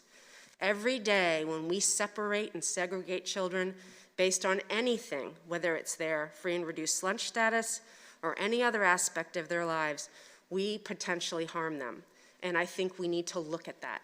And so that is my viewpoint, and it has very much everything to do with what we do in this division. And I want us to look at that and those issues where we're not treating children and allowing them to live up to their potential because we're putting them in different boxes and we're organizing them separately and not recognizing the impact that that has on them. So I believe in equity. I believe in it as a goal in our strategic plan, and I will support efforts to make sure that children get an equitable education so that they can live up to their abilities. So thank you, Mr. Chair. Thank you, Ms. Cook. I'm going to touch base on a lot of things that a lot of other people have touched already. GED graduation is probably one of my most favorite events that we do. Those students that get through the GED program is not easy. It's challenging. Those students took a non-traditional route to a high school diploma, and they could have given up at any time. And for them to have continued through that program through the COVID times in particular is incredibly impressive to me. And so I enjoy going to that ceremony more than others, more than a lot of others, because I just appreciate the work that those kids put in, not kids, but young adults. I get amazed, and the student speeches, I think, really hit with me. Those one this year, there was one of the students attributed a quote to Dr. Seuss that say, "You may be one person in this world, but to the world you may be one person in the world, but to one person you may be the world." And that really just resonated with me. So I enjoyed that GED ceremony. Talked about the plug-in ceremony for the electric buses. I was able to plug it in, and I felt a little bit of a tingle. It was all fine, but it was good. Graduation activities this year, from my opinion, I think this class was hit harder by the COVID pandemic than any other class. The class of 2020, they got through March of their senior year. This class really lost out on all of those senior year activities, and so I'm going to do everything I can to go to every one of those graduation activities and show those kids how much I appreciate their work, and that they were because they had to overcome so much. As Dr. Beers and I were watching the War Hill parade today, we realized that the auto dealerships are doing quite well in this town. There were a lot of new cars running down the street. So I don't know what Lafayette and Jamestown are going to look like, but that was pretty impressive to me. And then there was a lot of antique cars too, which were just kind of fun to see. So I'm looking forward to all those graduation activities. We have 2 graduations on Friday, 1 on Saturday, and I'm looking forward to being there. We mentioned Dr. Herron's comments tonight, and her comment about everybody in this room cares about the kids. It reminded me of December of 2009 when I came to what was the old Stryker building, which was much dingier than this place, to try to be appointed to the school board. And I was one of 8 or 9 people who were trying to be appointed, and I said then that service on the school board is all about the kids. It is still all about the kids. It's not about a liberal agenda, a conservative agenda. It's not about whatever the mantra of the day is. The tenor of our society has just gotten to be so visceral that you either have to be this or you have to be that. And here on the school board, it's about the kids and what's best for the kids. And so I'm not going to subscribe to say that I'm in one camp or another camp. So for me, it's about the kids. So we come here with vastly different opinions. We come here, we agree on some things, we disagree on other things, but what we have to maintain is respect for each other and respect for other people's opinion. Someone may not agree with me, I may not disagree with them, but I still respect them and I still respect their right to have that opinion. And we have to get back to that in our society, and we do. And I am very concerned with the direction we're headed, because we seem to, if you don't agree with me, you're wrong, or you're evil, and that's just not what, it's not what democracy is about. It's not what the school board is about. It's not what our society should be about. We should have respect for each other.